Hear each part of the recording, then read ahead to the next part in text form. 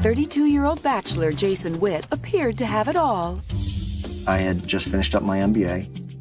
I had just landed a job with a very good IT consulting firm and was doing really well.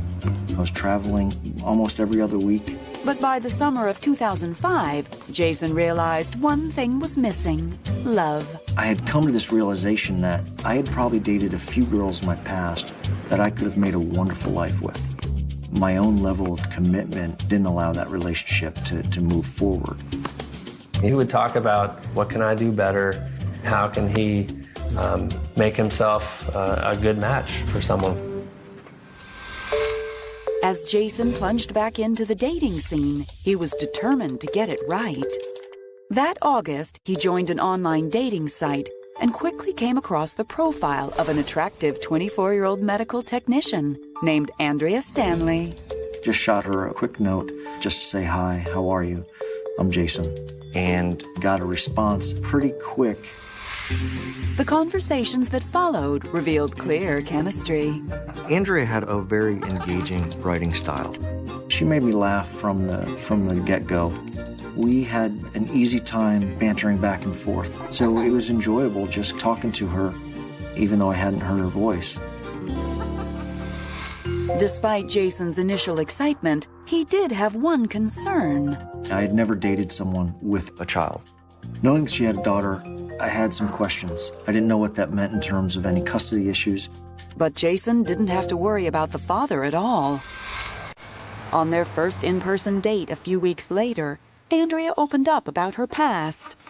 There was an ease to our conversation that was really nice and refreshing. So I asked her, where's the father? And her response to me was, I was raped. He's in jail and he's not a part of her life. When I heard her say that then, it came out so strong, like such a survivor. It was really impressive.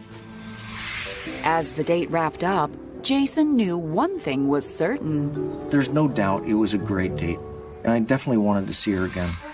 As 2005 came to a close, their relationship continued to blossom. We were just kind of taking the natural steps that you'd expect in any serious relationship. We couldn't be happier.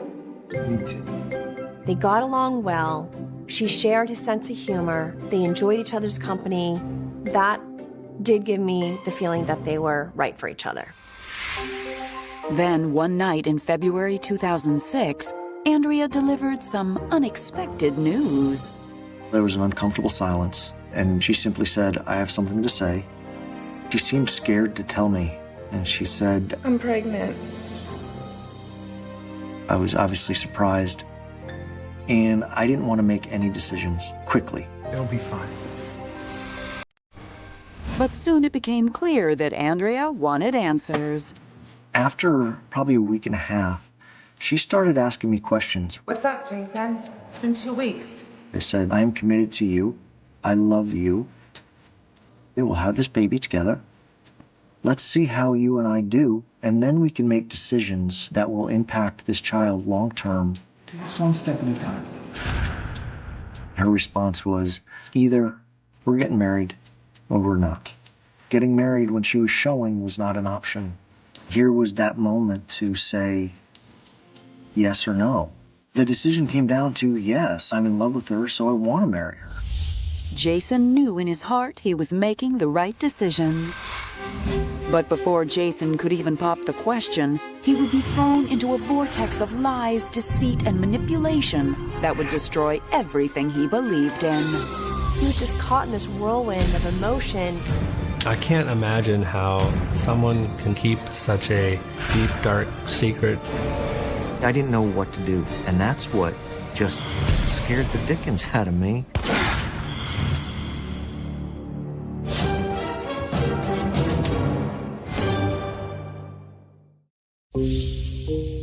In April 2006, Jason Witt couldn't be happier to be in love with Andrea Stanley, the future mother of his first child. But that joy was soon shattered when Jason received a distressing call from Andrea while on the road. She was distraught, she was upset, and she's just, I don't know what's going on. I lost the baby. It was devastating. And that just made me worried for her. Still, Jason knew what he wanted to do for the woman he loved. I knew I still felt the way I did about her. I still loved her. I created a get-well bag. At the bottom was a diamond ring she says she had always hoped for. It's my ring. Will you marry me? It was kind of a neat moment to recommit to the two of us. With the ring on her finger, Andrea quickly bounced back and set a whirlwind date for 2 months later. But by the day of their nuptials, it seemed Andrea had morphed into a classic bridezilla. She was texting me all kinds of things. She was going to leave me at the altar, and I was a horrible person, and I just didn't know what to do. I felt that she had been under a tremendous amount of stress. She was coming off losing a baby, so I gave her the benefit of the doubt. I tried to just be positive for Jason and, look forward to a beautiful wedding that day. And fingers crossed that Andrea was actually going to show up. In the end, Andrea did show up, and the wedding went off without a hitch. But over the next few months, it seemed to Jason that Andrea had a flair for the dramatic. We had some ups and downs, which I felt was normal. What made me a little bit nervous was one fight in particular. She was just off the roof, angry, and within minutes, turned around like nothing had just happened. It was a real Jekyll and Hyde moment. Then one night in January 2007, Andrea reached a new low. Why didn't you respond to my text messages? I had no idea what was going on. So I started questioning her, why are we always fighting? Where is this coming from? And Andrea started describing her depression. Jason, I just want to die. What? I was concerned that she was suffering, having lost a child. I wanted to get her help. I just want to kill myself. Jason felt even worse after Andrea revealed that the anniversary of her rape was fast approaching. We'll get you someone to talk to. It's too late. But a few weeks later, Andrea's spirits were lifted. We find out we were going to have another baby, and we started seeing a doctor, and we knew she was not going to lose the baby. So it really did change the relationship. We were both ecstatic. Jason was excited to be a father. I could definitely tell that this was something that he always wanted. By the time she gave birth to their son that November, it seemed Jason and Andrea were finally hitting their stride. We were both ecstatic. The first time holding my son, it just brought tears to my eyes.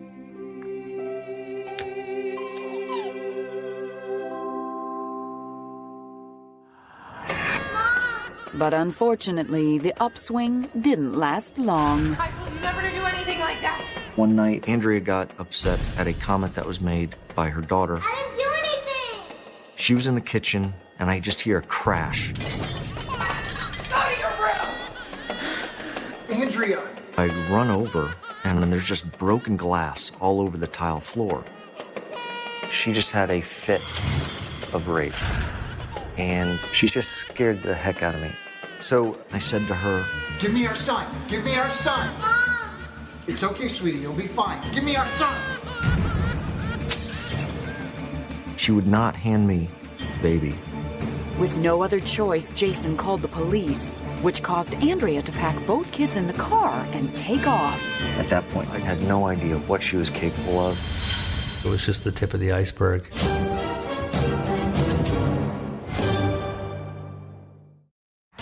On May 2nd, 2008, Jason Witt called the police after his wife Andrea flew into a terrifying rage and took off with the kids. I was scared because I had no idea what she was capable of. The cops picked her up a couple miles into the next county. But Andrea told police she'd merely been taking the children to dinner. She had kind of charmed herself out of any sort of consequences. I was beginning to learn at this point that she could lie. She could lie fairly easily, readily, and people were going to believe her. I began to question the reality of the stories that she told me early on in our marriage. And I'd begun to wonder whether or not she had really been raped. And by December 2008, Jason was even more certain that his instinct was right. We had an argument. And Andrea had gone home to her parents, and her mom called me.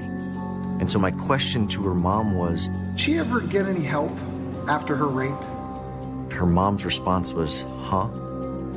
And I said, she was not raped, was she? And her mom's response was, you need to speak to Andrea.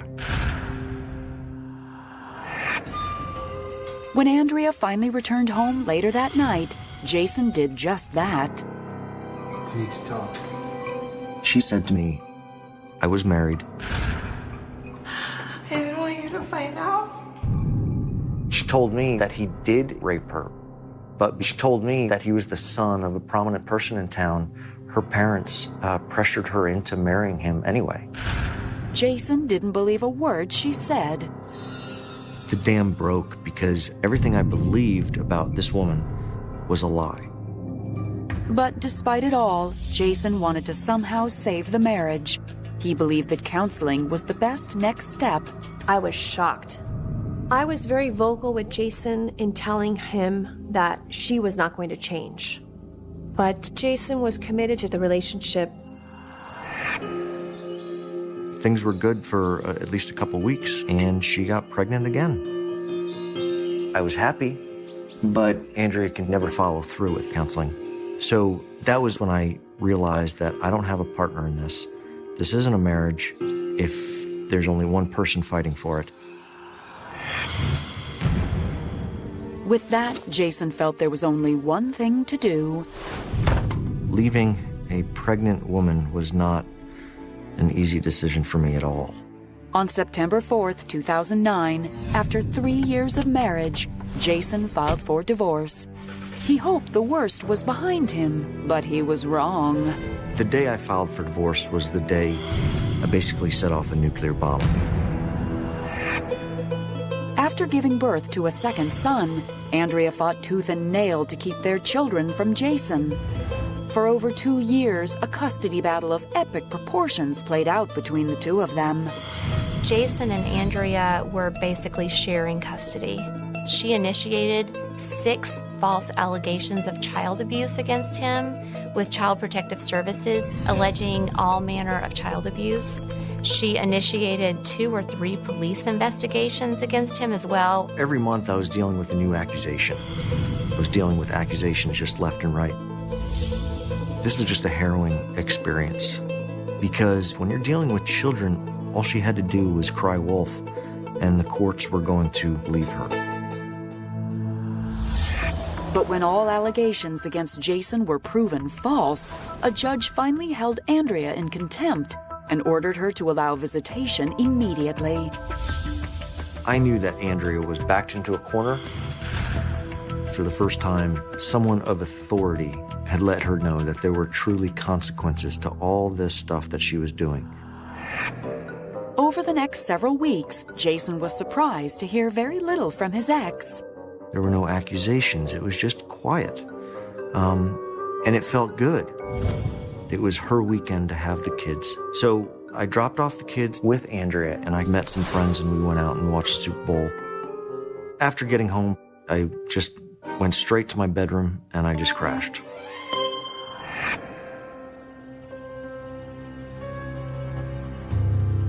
But around 4 a.m., something stirred him from his sleep.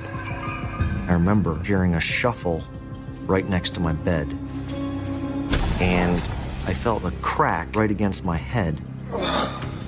I can't see, it's dark, I don't know what's going on, and a big pop went off. And at that moment, I knew whoever it was had a gun. And what he saw next would send his world spiraling out of control. I was letting out whatever sound I could, and it was just a shriek. In the early morning hours of February 6th, 2012, Jason Witt found himself under attack. I knew whoever it was had a gun, so I flipped the light on. Andrea! And Andrea is standing there, staring me down. My head was racing. I'm just wired at this point, adrenaline just running like crazy. Turn over. Andrea grabbed my hands and started to tie them up with plexi ties, and then began to pull the bed sheets off the bed and wrap them around me.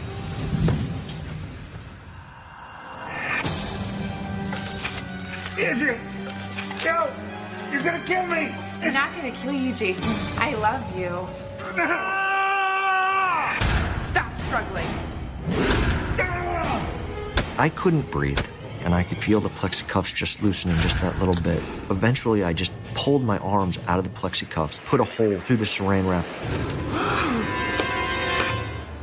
I started going after her, and the gun goes off.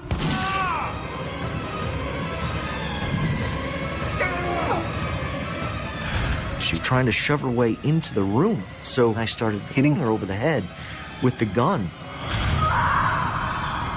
I shut the door and I locked it and called 911. I told them my ex-wife broke in. She tried to kill me. I need help. I don't know if she's still in the house. I don't know what's going on, but I need help. I need an ambulance and I need police here quick. As police arrived, Andrea was nowhere to be found, and Jason was rushed to the emergency room. He had no clue until he arrived at the hospital that he'd been shot point blank in the face. The bullet went through my cheek, under my ear, and out my neck, and didn't hit anything major. It's an absolute miracle. Meanwhile, police located Andrea at a different hospital almost 4 hours away. She told sheriff's deputies that she had been a victim of domestic violence, that her husband had beaten her with a gun. She made claims that it was not her fault and that she was defending herself. Even after committing this horrible attack and then getting arrested at the hospital, Andrea was still lying. It was shocking to me that she thought anyone would believe it. Fortunately, all of Andrea's previous actions against Jason spoke volumes. She was placed under arrest for aggravated assault for causing serious bodily injury with a deadly weapon. Only a sick person can do this kind of thing. To walk in and torture him. God knows what her plan was. I mean, it's got to be the utmost evil.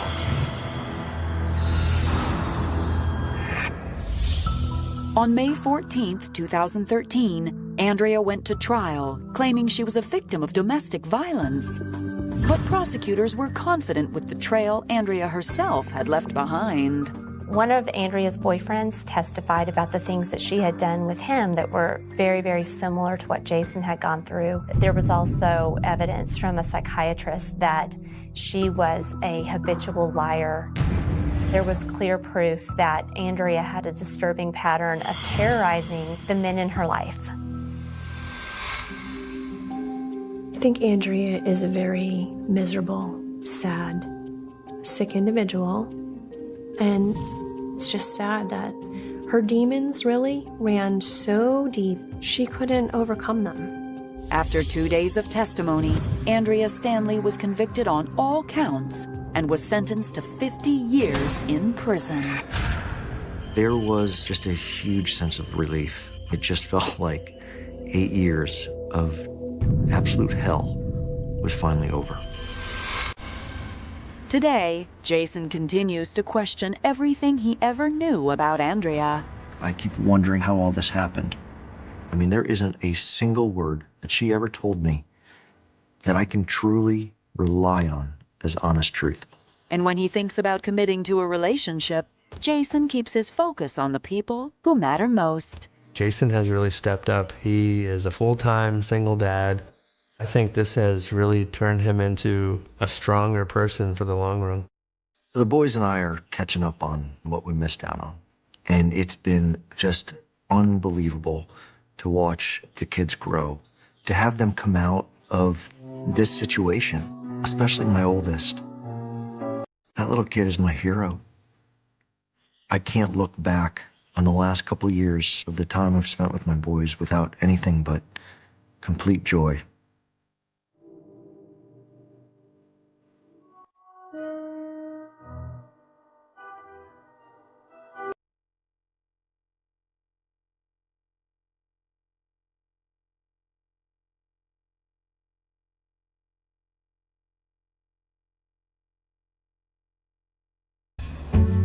After being adopted as a baby, Rachel Shubin felt like she had always been searching for her place in the world. I always knew I was adopted, so it wasn't shattering, but it wasn't a good childhood. They moved a lot, my adopted family, so I was always the new kid. I felt like I didn't belong. Rachel dreamed of settling down and having a family of her own someday. She always wanted a stable family, something that she didn't have when she was growing up. And in the winter of 1994, while on break from college, a chance meeting in California was about to put 18-year-old Rachel's dream in motion. I came up to West Sacramento, my hometown, to visit my adopted family. And I went and picked up my mother coffee from the grocery store. At the cash register, Sergio Alvarez packed up her purchases, and Rachel couldn't help but recognize him from her high school class. Sergio's very, very popular, got along really well with everyone. He was even homecoming king. Rachel was floored when Sergio followed her out to her car and asked for her number.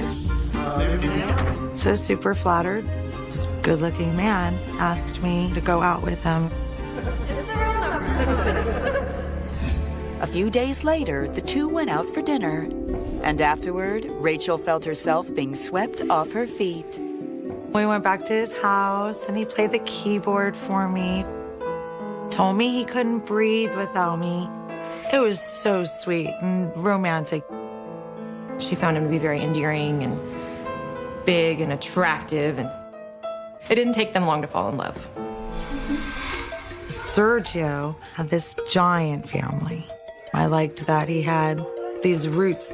It was the family that I'd always wanted. The only thing that seemed off was the way Sergio shied away from intimacy. Sergio wasn't as affectionate as I thought was normal. I just thought that was his DNA. Everyone's different. Despite Sergio's lack of affection, Rachel knew she had met the man of her dreams. A few months after they started dating, Rachel dropped out of school and moved in with Sergio in Sacramento. I felt like maybe because I had had such a rocky childhood that God gave me Sergio. He made Sergio for me. With marriage in mind, Rachel got a job managing a local gift shop, and the young couple began saving money for their future. But after 2 years, they hit a speed bump when Sergio lost his job at the grocery store for constantly showing up late. He had started getting write-ups and warnings. And so after 3, they fired him. It wasn't my fault. You're right.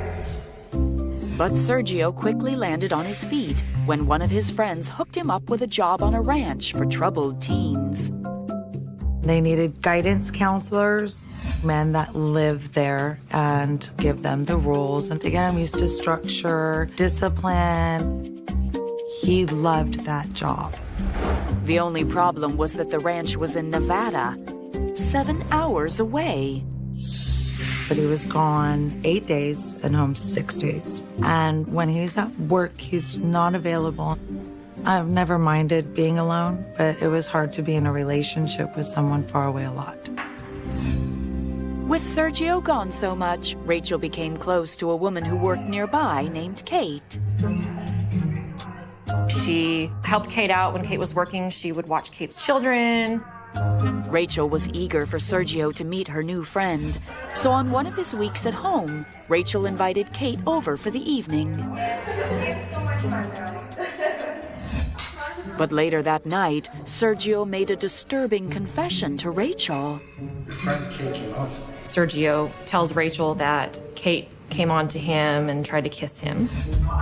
She'd made a pass at him, and he had said that she called me a bitch and said, "Why are You could do so much better. So I felt super betrayed. I just can't believe that. That's right. But when Rachel confronted her friend, she heard a very different version of the story. According to Kate, it was the other way around. Sergio tried to unbutton her blouse and tried to go even further. He came on to me. Rachel wasn't sure who to believe. My friends said, she's crazy, she just wants him. I would have thought, no way, she probably came on to him. Sergio was just an all-around good person. I ended up believing Sergio.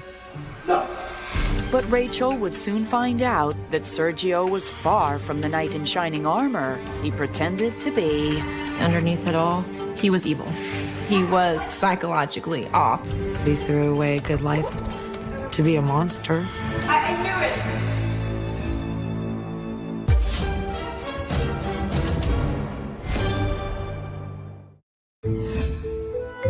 In their 4 years together, Rachel Shubin and Sergio Alvarez had faced their share of challenges.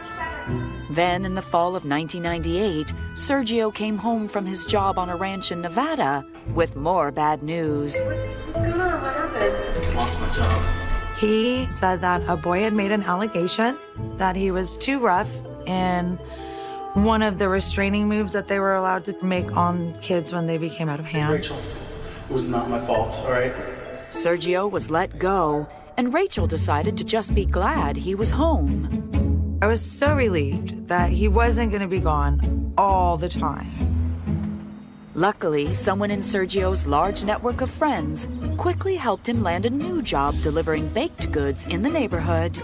And he's coming home at 3 p.m. every day. The job was perfect for that time in our life. I couldn't have been happier. In the fall of 1999, almost 5 years after they started dating, Sergio and Rachel finally wed.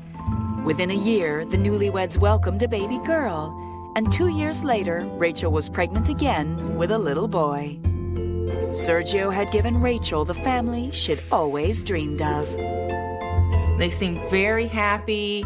Sergio seemed like a great father. He was always protective, always present. But when no one was looking, that Sergio vanished. But he was not attentive. He wasn't responsible. That attitude, it was very hard for me with the kids. They needed a responsible father. In 2004, Rachel learned she was expecting baby number 3. Although Sergio was rarely around to help out at home, she was happy that he was at least supporting them financially. Until one day that fall, when Sergio told Rachel that his supervisor at the delivery company was unhappy with his performance. He's being warned. He didn't take it seriously, so they suspended him. And then after careful review, decided not to bring him back. How many times is this gonna happen? All Rachel could think about was how they were going to get by. But Sergio had a plan. Sergio came up with the idea of going into the police academy. He thought he could make a difference in the community. It was something he really wanted to do. In 2007, Sergio officially became a member of the West Sacramento Police Department. He immediately put in for night patrol. He liked working the graveyard shift. He liked catching the bad guys. But working nights didn't ensure that Sergio spent his days with his family. I started to notice that he was absent a lot more. Sergio often claimed he was being called in to testify on his cases. And the extra hours were beginning to take their toll. Rachel, what is this? He became mean all the time. He'd bait me into arguments. I can't do anything right. It was just impossible to please him. Rachel felt instinctually that something was off, and one night in March 2010, she discovered why. A woman messaged me, and I didn't know who this lady was. The woman claimed that Sergio had been deceiving Rachel, and this time, there was a shocking set of facts that not even Sergio could deny. I'm devastated because it's true. This is real. Look me in the eye, Sergio. Is it true?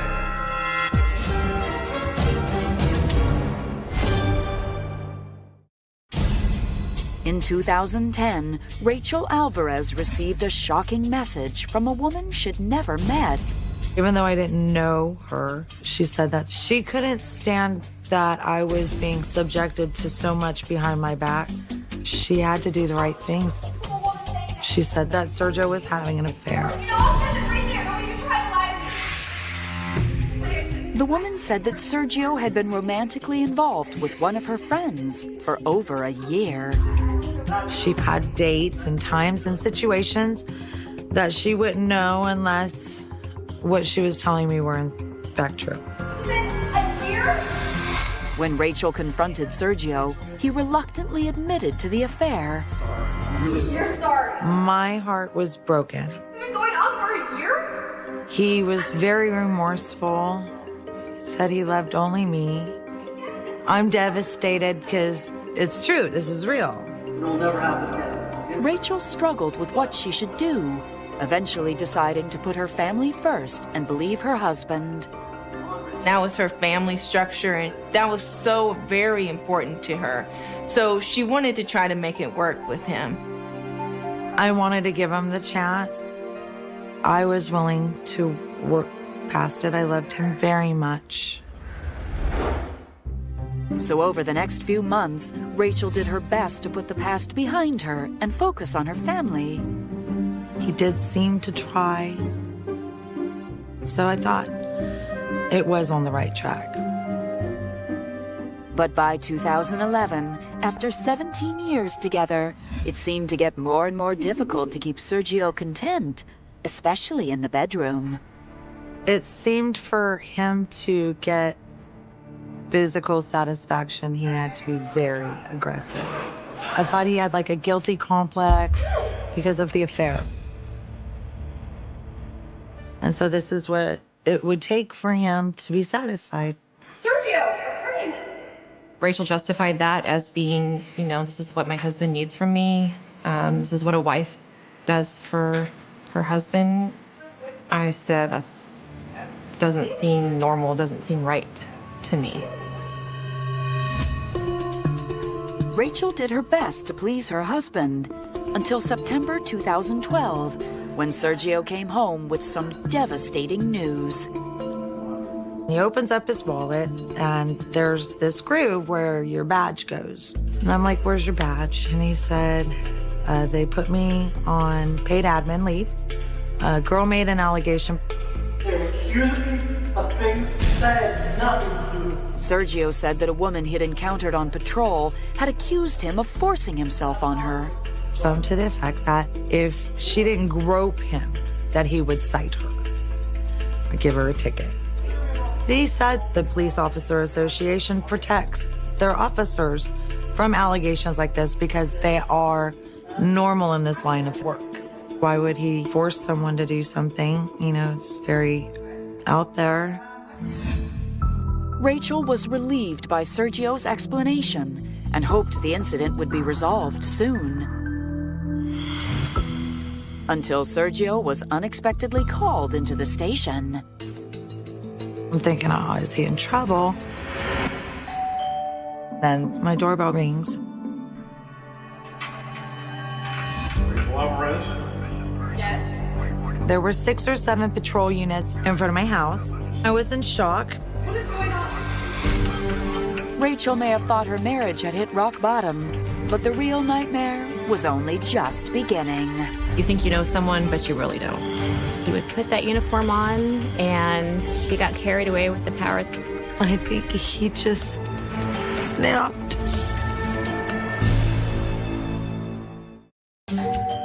In September 2012, Rachel Alvarez was horrified as an army of investigators descended on her home.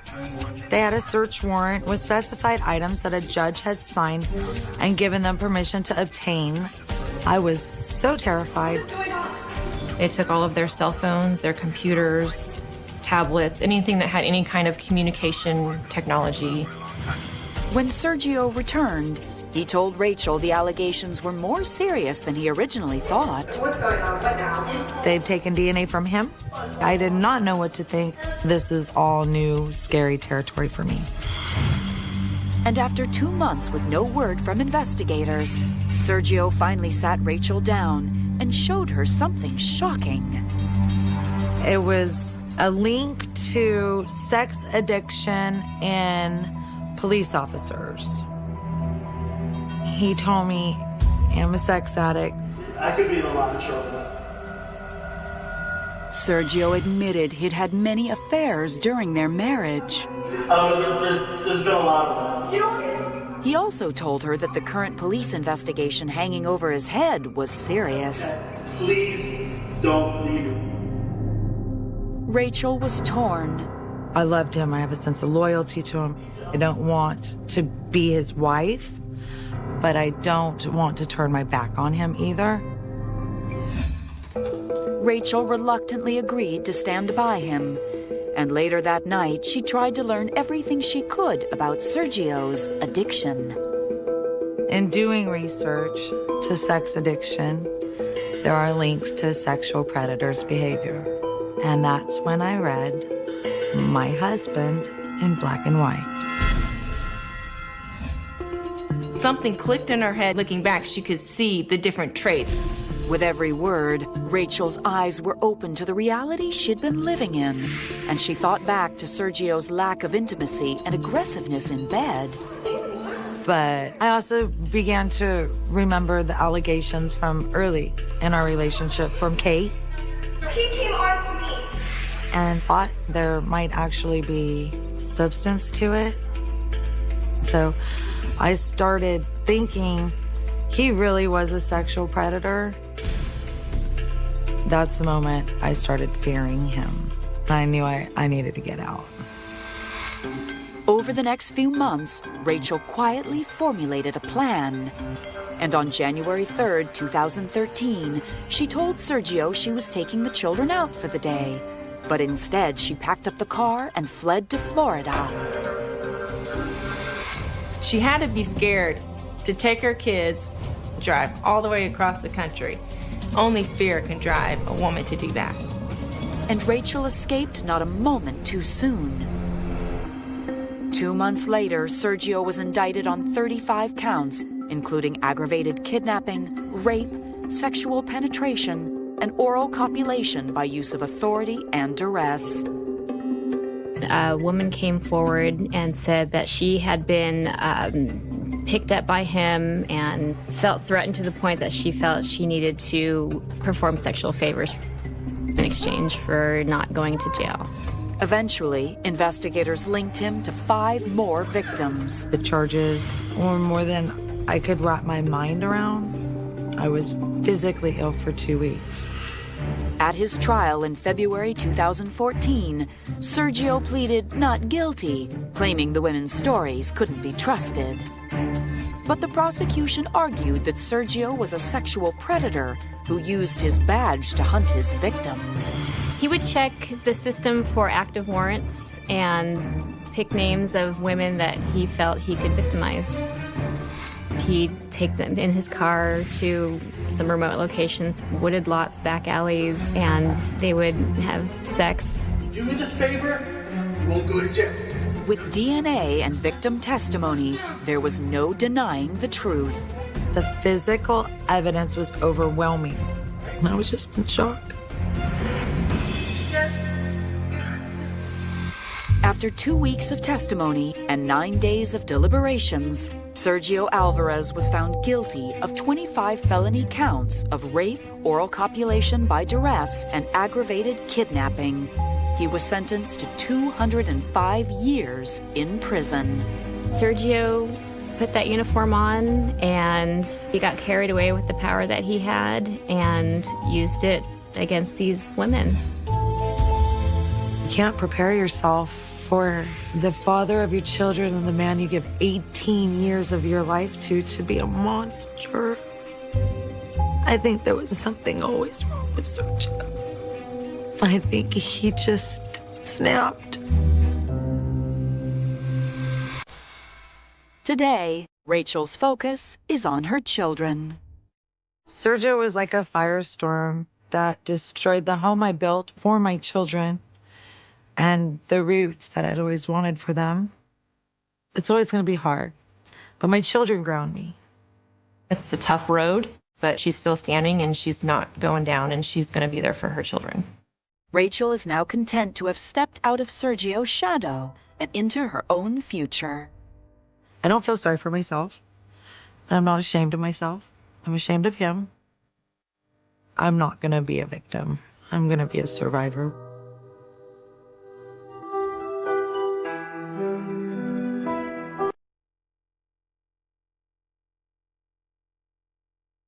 Everything in a city's history can be fundamentally altered in a single moment, a moment that draws a permanent, cruel line between the tranquility of the past and the utter terror of the future. Before a certain fateful day, a community might see itself through the lens of absolute safety, a place where teenagers could work the night shift at a local store, where parents could wait for their children to come home without a gnawing anxiety, and where the bright fluorescent lights of a nighttime retail shop were simply a sign of the peaceful closing of a Friday evening. Austin, Texas, in the winter of 1991, was a bustling, vibrant city, a place where the interplay of youthful energy and tranquil suburban life offered a profound sense of security. The bustling streets, the close-knit neighborhoods, and the local businesses are familiar pieces of the daily lives of the city's inhabitants. Yet, the story of Austin is irrevocably severed into two completely different eras. Everything that happened before the night of December 6th, and the suffocating, endless nightmare that unfolded in the dark hours that followed. This is a story of breakdown, a story not just of a horrific crime, but of a persistent, merciless obsession that spans decades. This is the story of the Austin yogurt shop murders, a case that remains to this day one of the most gruesome, unsolved, and stubbornly persistent tragedies in the forensic and criminal annals of Texas. It was a case that challenged the limits of the justice system, choked the heart of an entire city, and left behind a long trail of shattered families, forced to live with the agonizing reality that the evil demons who took their children's lives had never been brought to justice. To truly understand the profound darkness of what happened that winter night, one must first look at the completely ordinary, utterly familiar nature of the setting. West Anderson Lane is a bustling, familiar street in the city, an area characterized by commercial activity and a constant flow of people. Tucked away among the rows of shops is a famous frozen yogurt franchise called I Can't Believe It's Yogurt. On any given day, the bakery is a cheerful, bright, and welcoming destination, a place where families, students, and locals gather to enjoy sweet treats. Friday evening, December 6th, was no exception. The street outside was bustling with traffic, the weather typical of early Texas winter. And inside, the atmosphere was relaxed as the final hours of the day drew to a close. Two 17-year-old high school students, Jennifer Harbison and Eliza Thomas, were on the cusp of adulthood, balancing their studies with the responsibilities of a part-time job, earning their own money in a space that felt as safe as their own living room. They were familiar faces to regular customers, representing the bright, carefree, and youthful generation of Austin. As evening drew to a close and the clock ticked toward 10 o'clock, the official closing time, the rhythm inside the yogurt shop shifted from serving customers to the familiar cleaning routines in preparation for closing. Joining Jennifer and Eliza inside were two younger girls, Sarah Harbison, 15, Jennifer's younger sister, and Sarah's best friend, Amy Ayers, 13. Their presence was perfectly normal, nothing remarkable. They were simply dropping by, seeking the warmth of the shop and the company of the older girls, patiently waiting for Jennifer and Eliza to finish their shift so they could all ride home together safely. For girls, ranging in age from 13 to 17, shared the quiet bond of a Friday night, surrounded by the bright colors and sweet aroma of the yogurt shop. Witnesses who happened to pass by or peeked through the large glass windows of the storefront around 10 o'clock that night reported seeing nothing unusual. In fact, observations from passers-by painted a picture of absolute peace. For girls were seen inside, the main doors locked to signal to the public that business was over. They were seen performing end-of-day cleaning tasks, wiping down shelves, preparing the store for the next day's operations, and happily interacting with each other.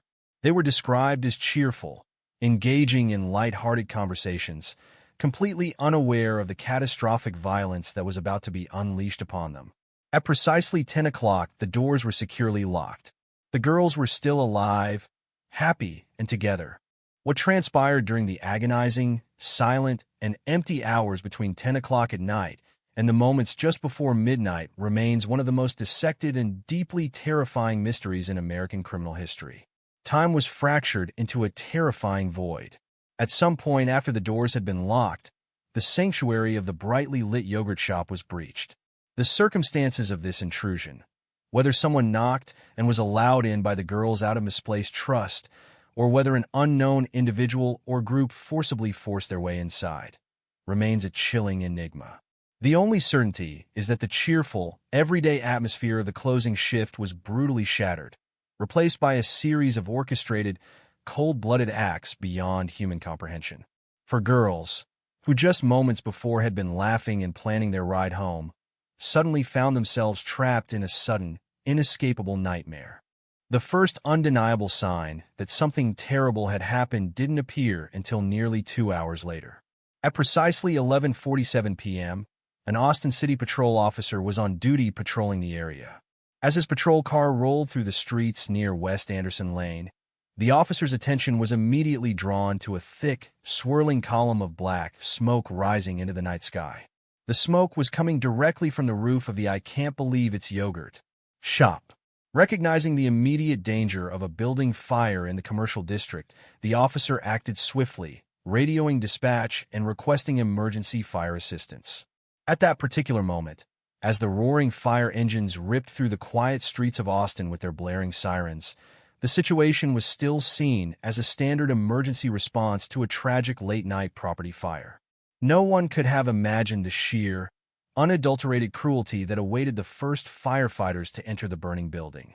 Upon arriving at the scene, firefighters immediately identified the source of the fire.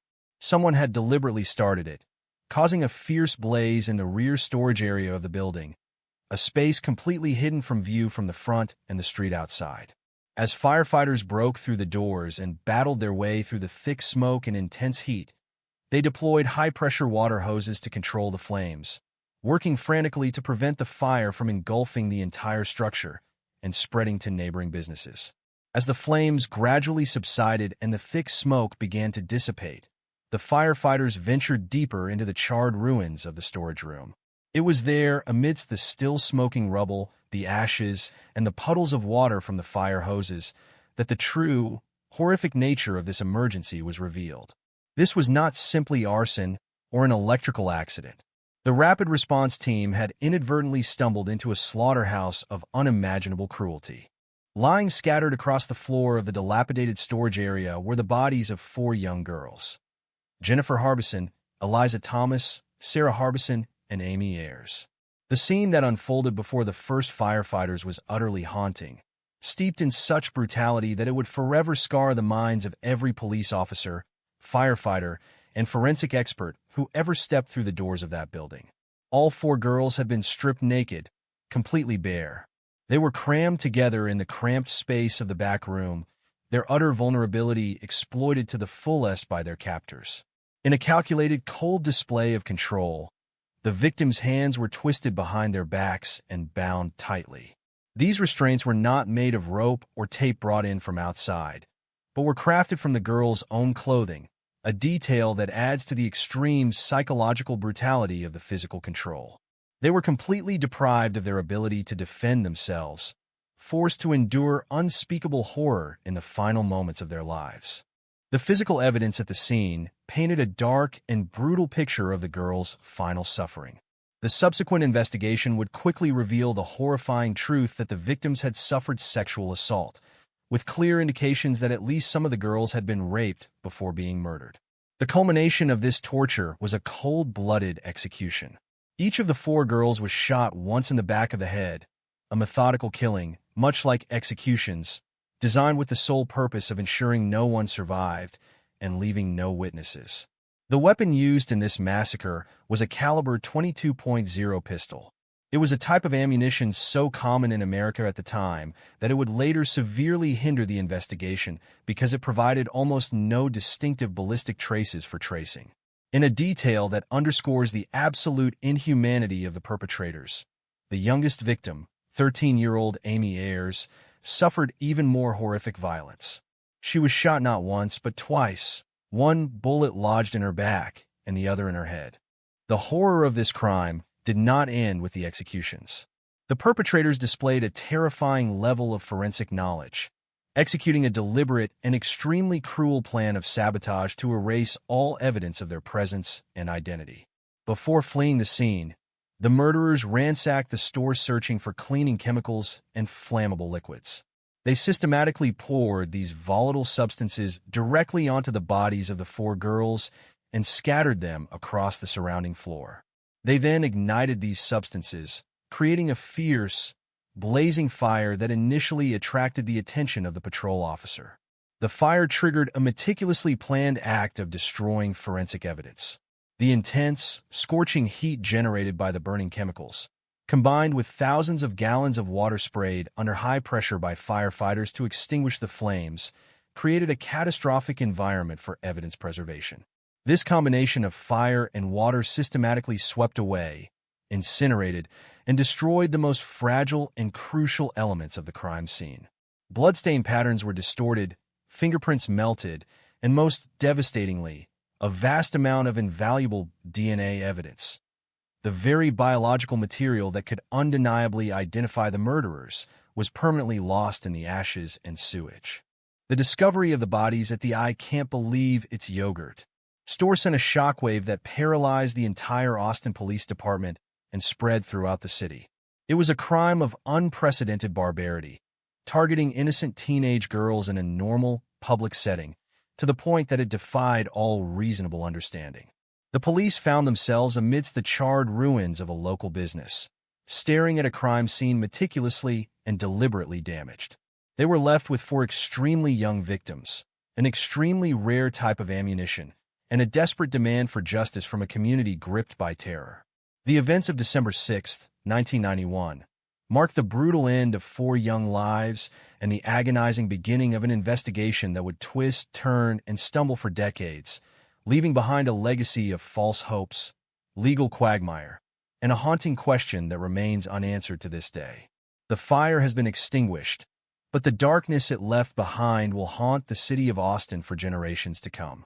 When the bright sun finally rose over downtown Austin on the morning of December 7th, it illuminated a scene of absolute devastation that stood in jarring contrast to the once bright facade of the yogurt shop. The air in the West Anderson Lane commercial strip was thick with the acrid stench of burned plastic and the lingering chemical odor of accelerants. For the investigators of the Austin Police Department Crime Scene Unit who stepped through the shattered glass, the physical reality of the interior was a forensic nightmare. The elements deployed to save the structure had inadvertently conspired with the killers to destroy the most crucial evidence. Thousands of gallons of high-pressure water from the fire hoses had flooded the back room, washing over the fragile biological landscape. Blood spatter patterns were diluted or erased. Footprints were completely dissolved. Most tragically, the intense heat of the deliberately set fire, followed by the deluge of water, had almost certainly degraded the delicate strands of biological material that modern forensic science relies upon. The investigators were forced to sift through a sodden, blackened ruin, fully aware that the killers had successfully engineered a nearly perfect destruction of their trails. Amidst the ashes and standing water, the forensic team managed to isolate a few fragmented pieces of the puzzle, but these clues only deepened the agonizing frustration. The physical mechanism of the murders was identified through bullet casings and autopsies. The weapon utilized in the execution of the 4 young women was a firearm chambered in .22 caliber. In criminal investigations, this specific caliber represents a unique and terrifying hurdle. It is arguably the most common type of ammunition available in the United States, used widely for target practice and small game hunting. Furthermore, the physics of a .22 caliber bullet often complicate forensic analysis.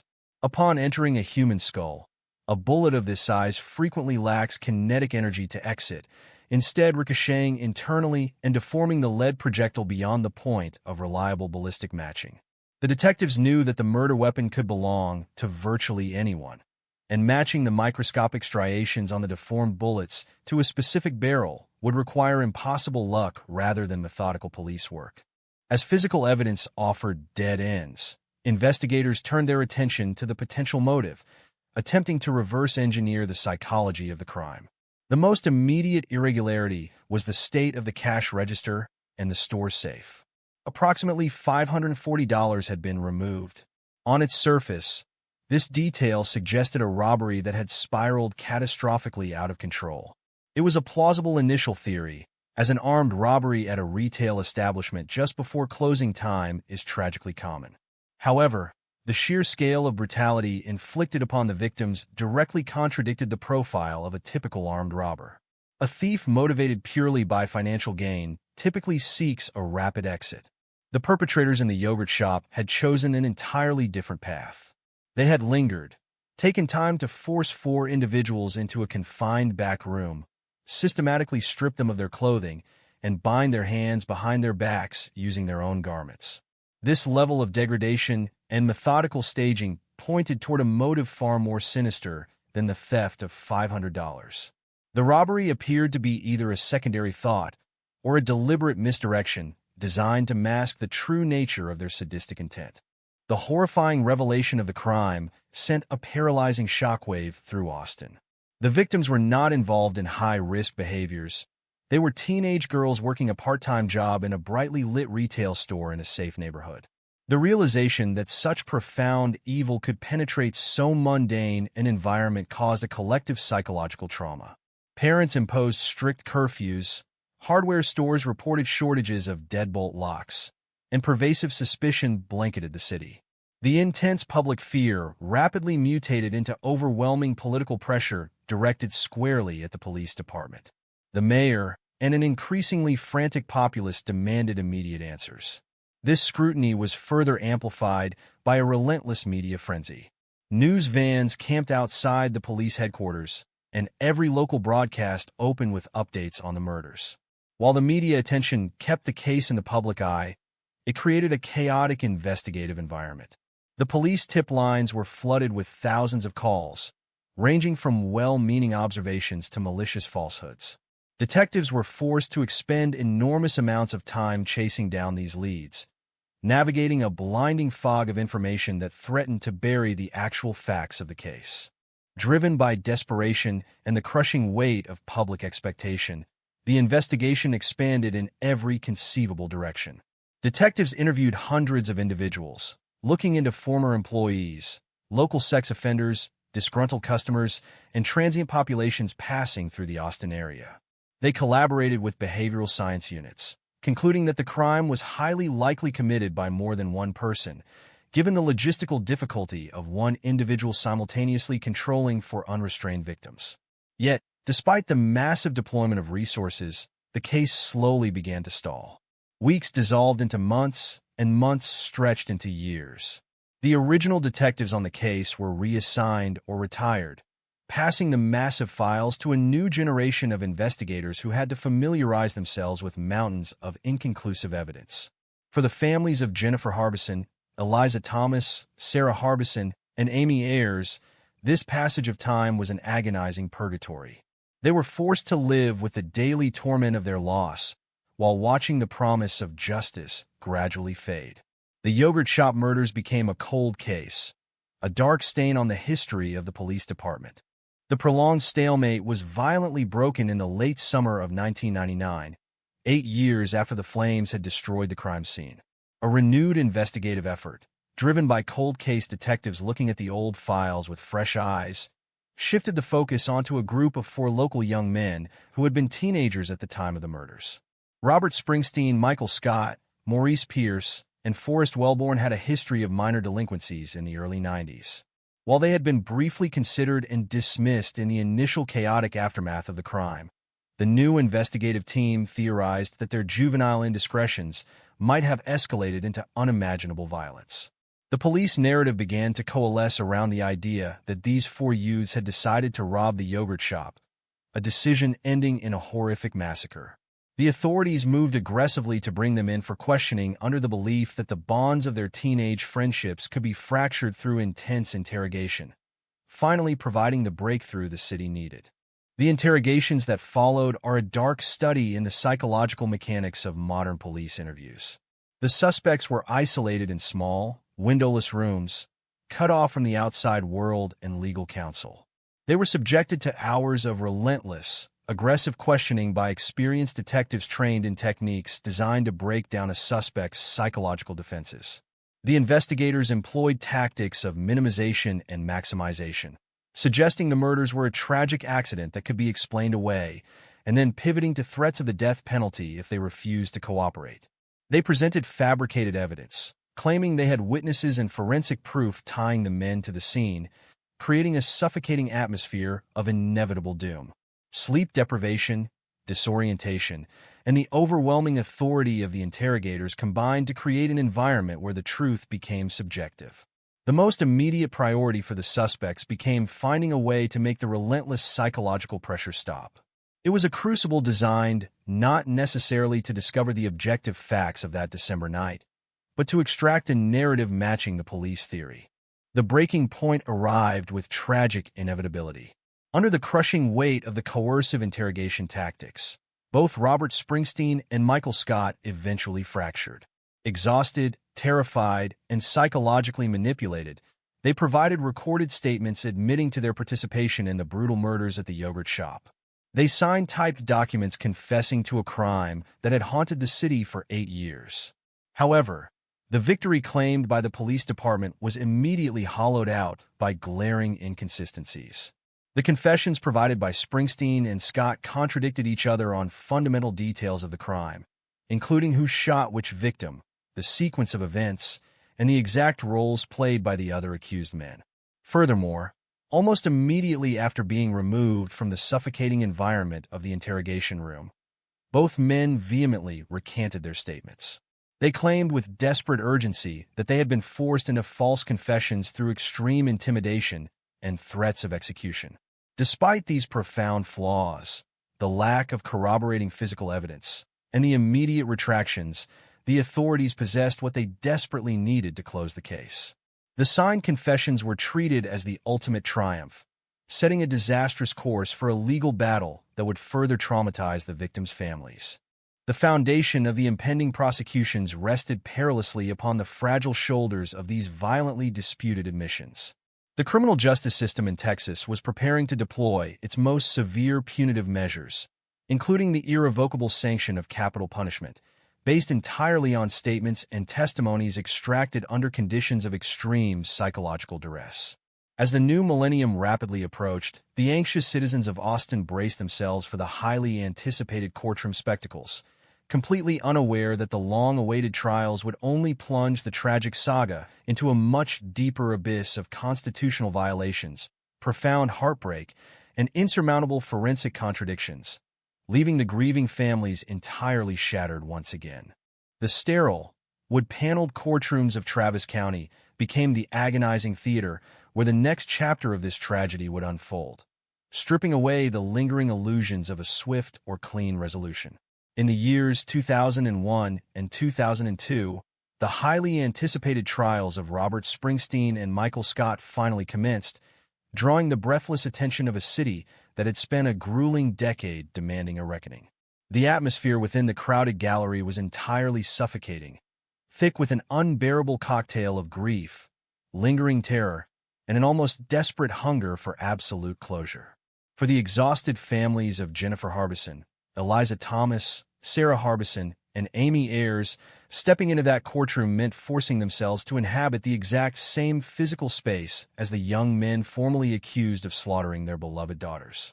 The air conditioning hummed a low, mechanical drone that did absolutely nothing to chill the feverish, palpable tension radiating from the hard wooden benches. The prosecution, heavily burdened by the immense political and public pressure to finally secure definitive convictions, presented a legal case that was fundamentally terrifying in its absolute, glaring lack of any concrete physical foundation. There was no murder weapon presented on the evidence tables for the jury to examine. There were no bloody footprints matched to the shoes of the defendants, no stray fibers, no discarded hairs, and absolutely no definitive biological markers that tied these specific young men to the charred, waterlogged ruins of the yogurt shop. The entirety of the state's narrative rested precariously, almost exclusively, upon the recorded confessions extracted during those grueling, claustrophobic interrogation sessions years prior. The defense attorneys mounted a fierce and desperate counterattack, attempting to deconstruct the state's case by exposing the psychological machinery of the police interrogations. They painted a harrowing picture of coercion before the jury, describing in granular detail how investigators had systematically dismantled the defendant's mental defenses through extreme exhaustion, physical intimidation, and the terrifying, ever-present specter of the lethal injection gurney. The jury was thereby forced to weigh two completely irreconcilable realities. On one side was the state's firm assertion that the agonizingly detailed confessions were the authentic, guilt-ridden outpourings of remorseless killers who had finally cracked under the massive weight of their own monstrous secrets. On the opposing side was the defense's chilling proposition that the interrogation rooms were nothing more than psychological torture chambers, deliberately designed to fabricate guilt where absolutely none existed, forcing terrified, marginalized young men to recite a narrative painstakingly constructed by desperate detectives. The jurors grappled heavily with the terrifying concept of false confessions, a psychological phenomenon that defies basic human logic but occurs with alarming frequency in high-stakes criminal investigations. The defense painstakingly pointed out the glaring, irreconcilable inconsistencies between the confessions themselves, highlighting how the timelines violently clashed, the assigned roles shifted dramatically depending on who was speaking, and the logistical details of the crime completely unraveled when scrutinized under the harsh light of the courtroom. Yet, the visceral, emotional impact of hearing a person admit to such unspeakable atrocities, regardless of the highly questionable circumstances under which the admission was originally obtained, proved to be an almost insurmountable hurdle for the defense teams to overcome. In their zealous pursuit of a guilty verdict, the prosecution executed a calculated legal maneuver that would ultimately prove to be catastrophically flawed, embedding a fatal constitutional error into the very bedrock of the convictions they fought so hard to secure. Recognizing the inherent, undeniable weakness of their physical evidence and the extreme vulnerability of the individual confessions to cross-examination, the prosecutors made the fateful decision to use the defendant's statements against one another in a cross-corroborating strategy. During the highly publicized trial of Robert Springsteen, the prosecution introduced the written confession of Michael Scott to corroborate their dark narrative, despite the undeniable fact that Scott was not on trial in that specific courtroom and could not be compelled by the defense to take the witness stand. This maneuver fundamentally bypassed one of the most sacred and foundational pillars of the American legal system, specifically the Confrontation Clause enshrined within the Sixth Amendment of the United States Constitution. This constitutional guarantee ensures that any person accused of a serious crime possesses the absolute, unwavering right to confront and cross-examine the witnesses who provide testimony against them. By introducing a co-defendant's written confession without allowing the defense attorneys any opportunity to interrogate the person who actually made that statement, the state effectively shielded its most damning piece of evidence from critical, necessary scrutiny. It was a procedural shortcut taken in the blinding heat of a high-stakes judicial battle, a calculated risk born out of a desperate, overarching need to secure convictions in a case that had embarrassed the entire city for far too long. At the time, the strategy appeared to work flawlessly, masking the profound weaknesses of the overarching investigation behind a solid wall of unchallenged, written admissions of guilt. The juries, ultimately swayed by the sheer emotional gravity of the confessions and the horrifying, unforgettable nature of the crime itself, delivered the verdicts the city had been praying for over the course of 10 agonizing years. In 2001, Robert Springsteen was formally found guilty of capital murder and subsequently sentenced to death, condemned to await execution on Texas's notorious death row. The following year, Michael Scott was also convicted of capital murder, though he was spared the ultimate penalty and instead sentenced to life imprisonment. When the foreman read the verdicts aloud in the hushed courtrooms, a collective, ragged breath was exhaled across the entire city of Austin. For the families of the 4 murdered girls, the gavel's heavy strike offered a mirage of finality. They had endured over 10 years of agonizing uncertainty, of waking up every single day knowing that the monsters who destroyed their children were walking free in the bright sunlight. The convictions provided a grim, exhausting sense of justice, a fleeting feeling that the universe had finally rebalanced itself, however slightly. The police department celebrated the closure of their most infamous and troubling cold case, and the media slowly moved on to cover other local tragedies. The families attempted to painstakingly gather the shattered fragments of their lives, genuinely believing that the legal chapter of their unrelenting nightmare had finally concluded. They believed they could now transition from the agonizing, public pursuit of justice to the quiet, lifelong, private labor of mourning their daughters in peace. They had absolutely no way of knowing that the legal foundation upon which their fragile peace rested was already beginning to severely fracture. The illusion of closure shattered spectacularly and publicly in the spring of 2006. The labyrinthine appellate process, moving with its characteristic glacial pacing, finally scrutinized the underlying constitutional mechanics of the heavily publicized trials. The Texas Court of Criminal Appeals, operating as the highest criminal court in the state, thoroughly reviewed the convictions and clearly identified the glaring, undeniable violation of the Sixth Amendment.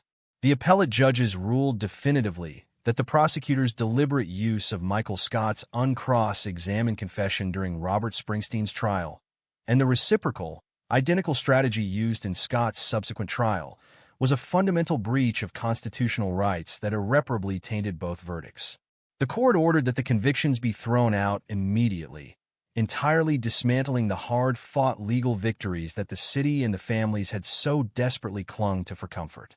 The judicial decree sent immediate shockwaves through the community, instantly dragging the grieving families back into the suffocating darkness they truly thought they had escaped forever. The reversal was not a declaration of actual innocence for the accused, but rather a catastrophic, unavoidable indictment of the state's highly aggressive trial strategy. The prosecutors suddenly found themselves forced back to the absolute starting line, faced with the monumental and daunting task of retrying the two men without the ability to use the cross-corroborating confessions that had been the absolute, undeniable cornerstone of their initial courtroom success. The case was once again wide open, bleeding profusely from its procedural wounds, and the agonizing, familiar uncertainty returned to haunt the families of the victims all over again. As the prosecutors scrambled frantically to salvage their rapidly crumbling case and prepare for unprecedented, highly scrutinized retrials, the landscape of forensic science was undergoing a quiet, revolutionary transformation in laboratories across the globe. By 2008, technological advancements in biological analysis had reached a level of sophisticated sensitivity that was completely unimaginable at the time of the brutal murders in 1991. Forensic laboratories were now highly capable of performing advanced YSDR testing, a highly specialized, cutting-edge technique specifically designed to isolate and amplify tiny fragments of male DNA profiles even when they are buried deep within a massive, overwhelming mixture of female genetic material. Investigators, desperate for a breakthrough, turned their attention back to the physical evidence that had miraculously survived the intense flames and the destructive fire hoses on that horrific December night. Deep within the climate-controlled evidence lockers lay a vaginal swab taken from the youngest victim, 13-year-old Amy Ayers, during her tragic autopsy. The sample had been considered entirely useless for over a decade, deemed hopelessly compromised by the destructive elements of the crime scene and the severe limitations of older testing methods. However, under the microscopic, exacting scrutiny of the new YSDR technology, the damaged biological material yielded an astonishing, undeniable secret that would change the trajectory of the case forever. The laboratory technicians successfully extracted a partial, but highly distinct male genetic profile from the ancient swab. It was a forensic miracle, a biological fingerprint belonging to the exact man who had participated in the brutalization of the young girl in the horrifying moments right before her death. This microscopic sequence of genetic code represented the very first piece of incontrovertible, objective truth to emerge in 17 agonizing years of investigation.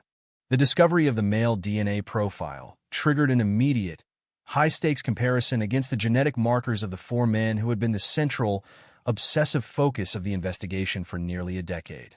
The laboratory results were delivered with the cold, devastating, uncompromising precision of absolute science. The DNA profile extracted from the body of Amy Ayers did not match Robert Springsteen. It did not match Michael Scott. It did not match Maurice Pierce. And it did not match Forrest Wellborn. The scientific evidence completely and totally exonerated the specific men who had been intensely interrogated, coerced, convicted, and sentenced to die for the horrific crime. Desperate for any remaining lead, the shocked investigators immediately ran the newly discovered profile through the combined DNA index system, the massive, nationwide database containing the genetic records of millions of convicted offenders and arrestees across the country.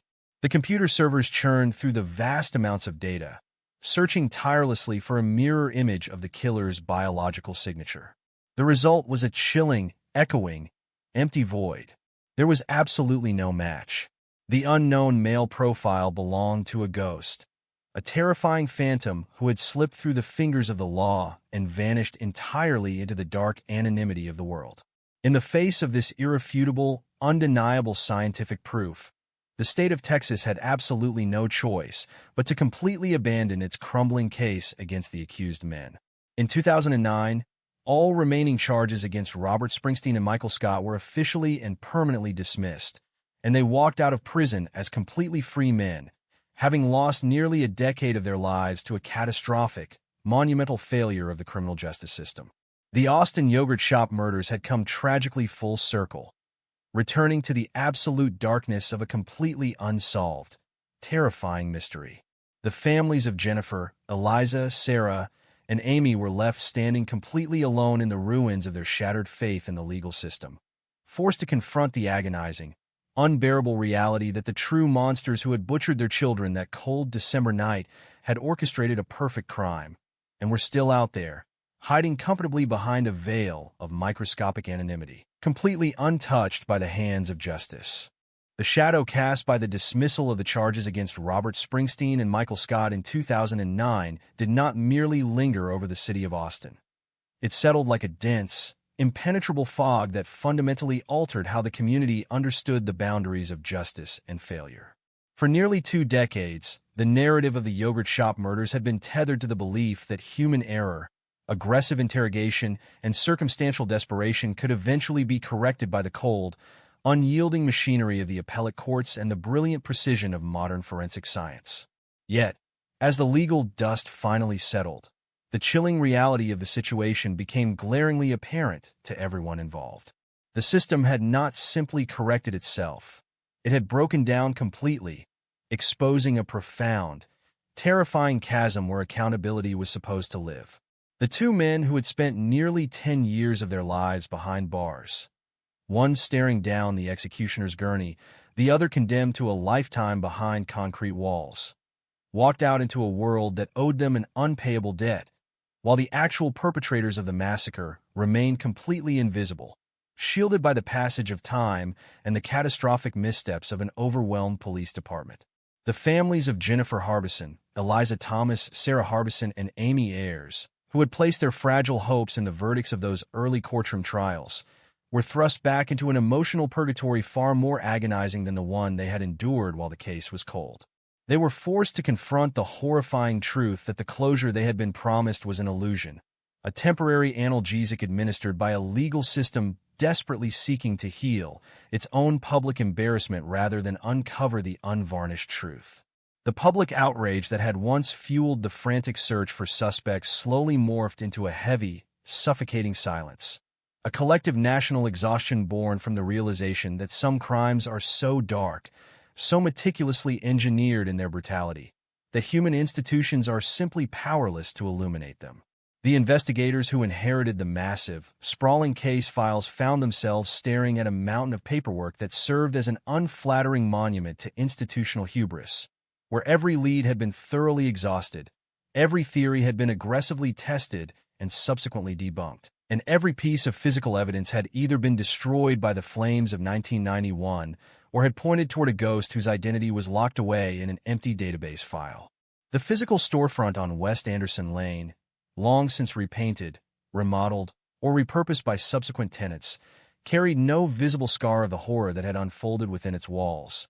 Yet for the people of Austin, the address remained a haunting geographic coordinate, a permanent reminder of a December night when absolute evil had briefly touched the earth and left an indelible stain on the soul of the city. The broader implications of this catastrophic investigative failure rippled far beyond the borders of Travis County, transforming the Austin yogurt shop murders into an enduring case study taught in law schools, forensic seminars, and investigative training academies across the nation. Criminologists and legal scholars dissected the case for decades, utilizing it as a cautionary tale illustrating the terrifying ease with which tunnel vision and institutional pressure can warp the trajectory of a major criminal investigation. The reliance on coercive interrogation tactics, the psychological unraveling of vulnerable teenagers under the oppressive heat of continuous questioning, and the ultimate judicial reliance on uncorroborated, mutually contradictory confessions became a textbook example of everything that could go wrong when a police department prioritizes the political necessity of a quick conviction over the painstaking, methodical pursuit of objective truth. The tragedy highlighted the urgent, crying need for comprehensive systemic reforms, including the mandatory video recording of entire interrogation sessions from start to finish to protect both suspects from abuse and investigators from false accusations of misconduct. Furthermore, the case served as a stark, uncompromising warning about the catastrophic dangers of ignoring or mishandling physical evidence during the critical early hours of a crime scene response. The failure to properly protect the interior of the yogurt shop from the destructive deluge of the fire hoses, combined with the delayed utilization of advanced biological testing capabilities, demonstrated how easily a crime scene can be permanently compromised by a combination of situational chaos and technological limitations.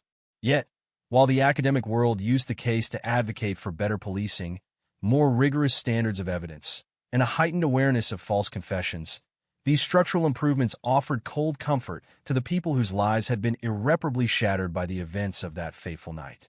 For them, the case was not an abstract legal lesson or a fascinating study in criminal psychology. It was a daily, breathing reality characterized by empty chairs at family dinner tables, holidays defined by a heavy, unbroken silence, and the agonizing, unrelenting ache of a profound absence that no amount of judicial reform or institutional apology could ever hope to fill.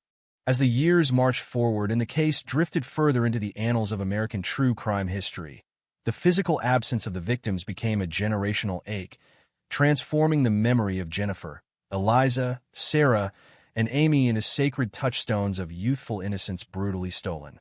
The sisters and friends who had gathered inside that brightly lit shop on a chilly December evening to share the simple pleasures of adolescence were frozen in time, forever young, while the world around them continued to age, evolve, and attempt to heal. Memorials were established, quiet vigils were held on grim anniversaries, and family members became tireless advocates for other victims of violent crime, channeling their unspeakable grief into a fierce, protective determination to ensure that other families would never have to walk the dark, lonely path of institutional abandonment that they had been forced to navigate. Yet, despite the passage of time and the continuous evolution of investigative techniques, the central enigma of the case remained utterly untouched by the healing hands of resolution. Cold case detectives, driven by a stubborn, professional refusal to let the file gather permanent dust, would periodically pull the yellowed folders from the archives, scanning the ancient forensic reports, re-examining the grainy crime scene photographs, and running the elusive male DNA profile through upgraded national databases in the faint, desperate hope that technological progress might finally bridge the gap between the past and the present. Each new iteration of database screening brought a brief, agonizing flutter of anticipation, quickly followed by the familiar, crushing weight of silence as the computers returned empty results, confirming once again that the perpetrators had successfully maintained their terrifying invisibility. The community of Austin, once defined by its progressive energy and small-town charm, had learned to carry the weight of this unsolved atrocity as a hidden fracture beneath its surface, a reminder that underneath the polished facade of modern civilization, there exist depths of darkness that even the brightest lights of human ingenuity cannot always penetrate, leaving the ultimate reckoning suspended eternally in the cold, unyielding hands of time. The realization that the true perpetrators of the yogurt shop murders may never face human justice is a heavy, bitter pill that the families and the community of Austin have had to learn to swallow, though it is a pill that never truly dissolves.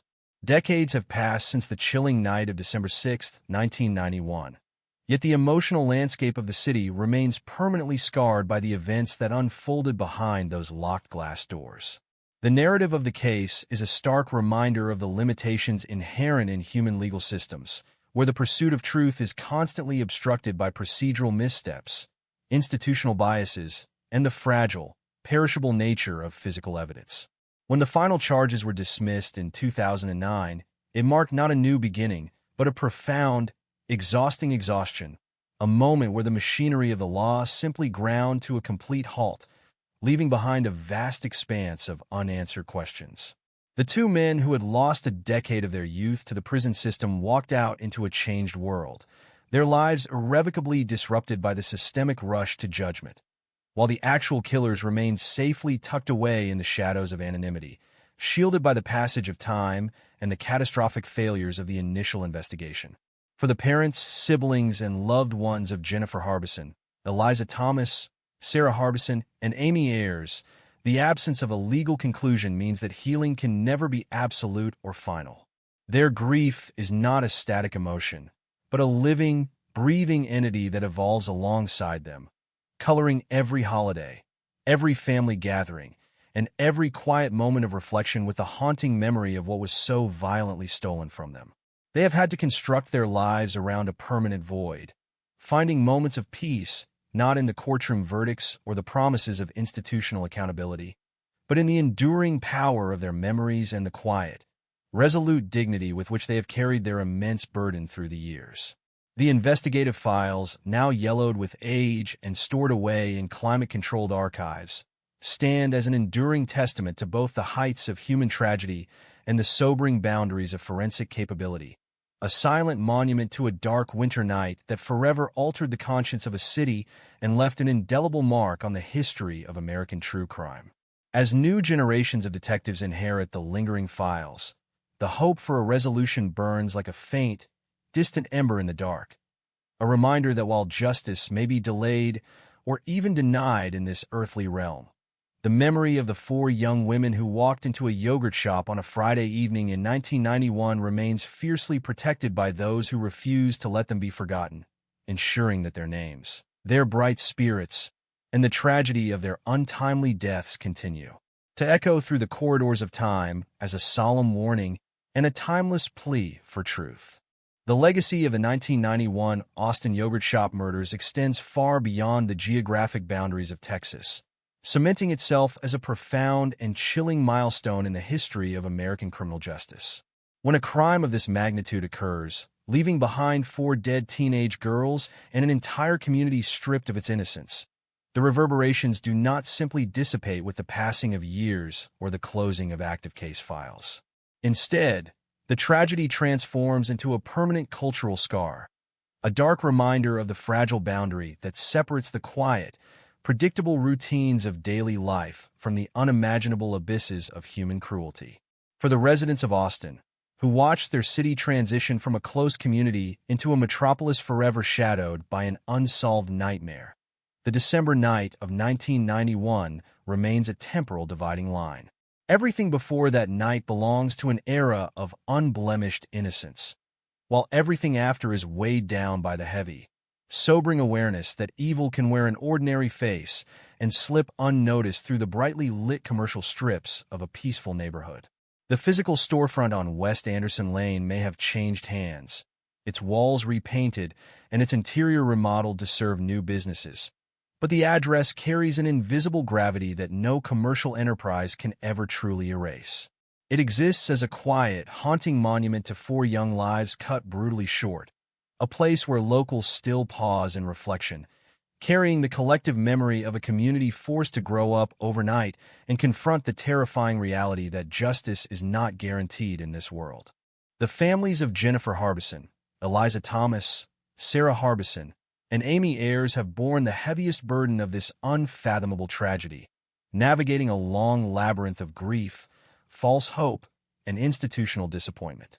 For parents and siblings, the traditional stages of grief are continuously disrupted by the absence of a definitive legal resolution, creating a unique form of psychological torment where closure remains forever out of reach.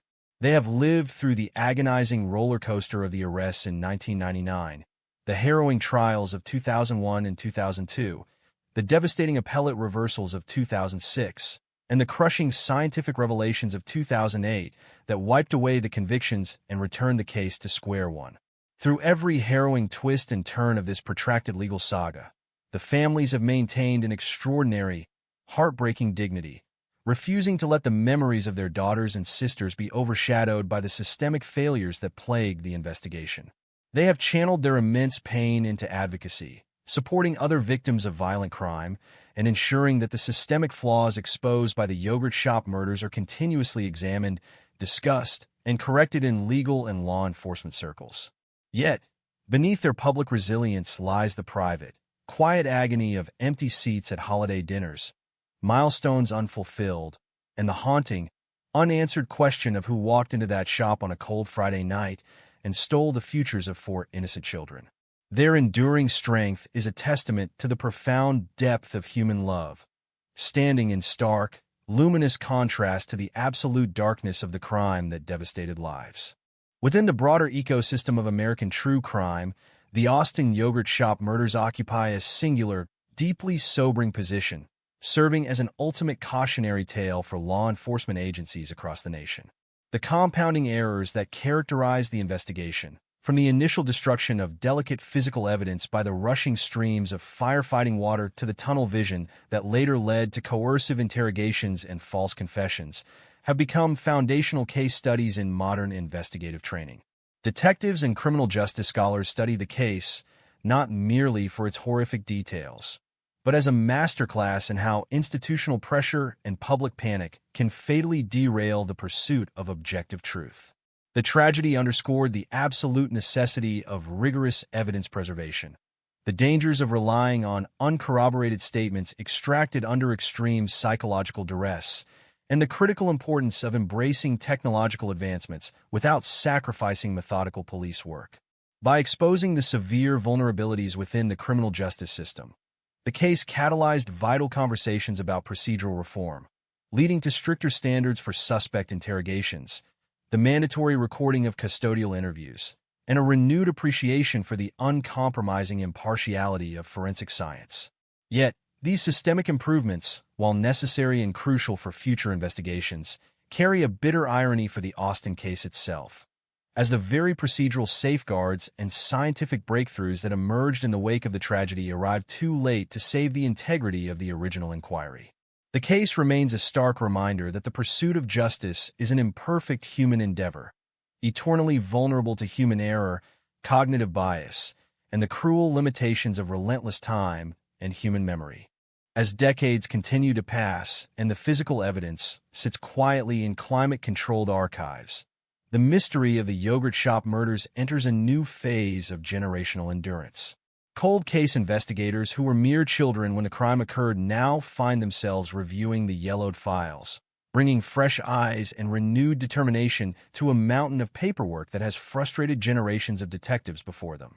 Although the unknown male profile extracted from the physical evidence remains unmatched in national databases, casting a long shadow of uncertainty over the possibility of an immediate breakthrough, the evolution of forensic technology offers a faint, persistent flicker of hope. Techniques such as forensic genetic genealogy, which has successfully resurrected countless cold cases across the country by mapping familial DNA links through public databases, represent a potential bridge across the chasm of time. Investigators watch these technological leaps with intense interest, knowing that science has repeatedly achieved the seemingly impossible, turning invisible genetic whispers into identified perpetrators decades after a crime has been committed. Whether such advanced methodologies will eventually pierce the veil of anonymity that protects the killers of Jennifer, Eliza, Sarah, and Amy remains one of the great unanswered questions of modern criminal history. Until that day arrives, if it ever does, the file remains open, a silent open wound in the heart of the Austin Police Department, waiting for the single piece of physical evidence or the long-held secret that will finally break the profound silence and bring the hidden truth blinking into the warm morning light after more than 3 long decades of agonizing darkness. The cultural resonance of the case extends far beyond police reports and legal analyses, embedding itself deeply into the collective consciousness of American storytelling and true crime documentation.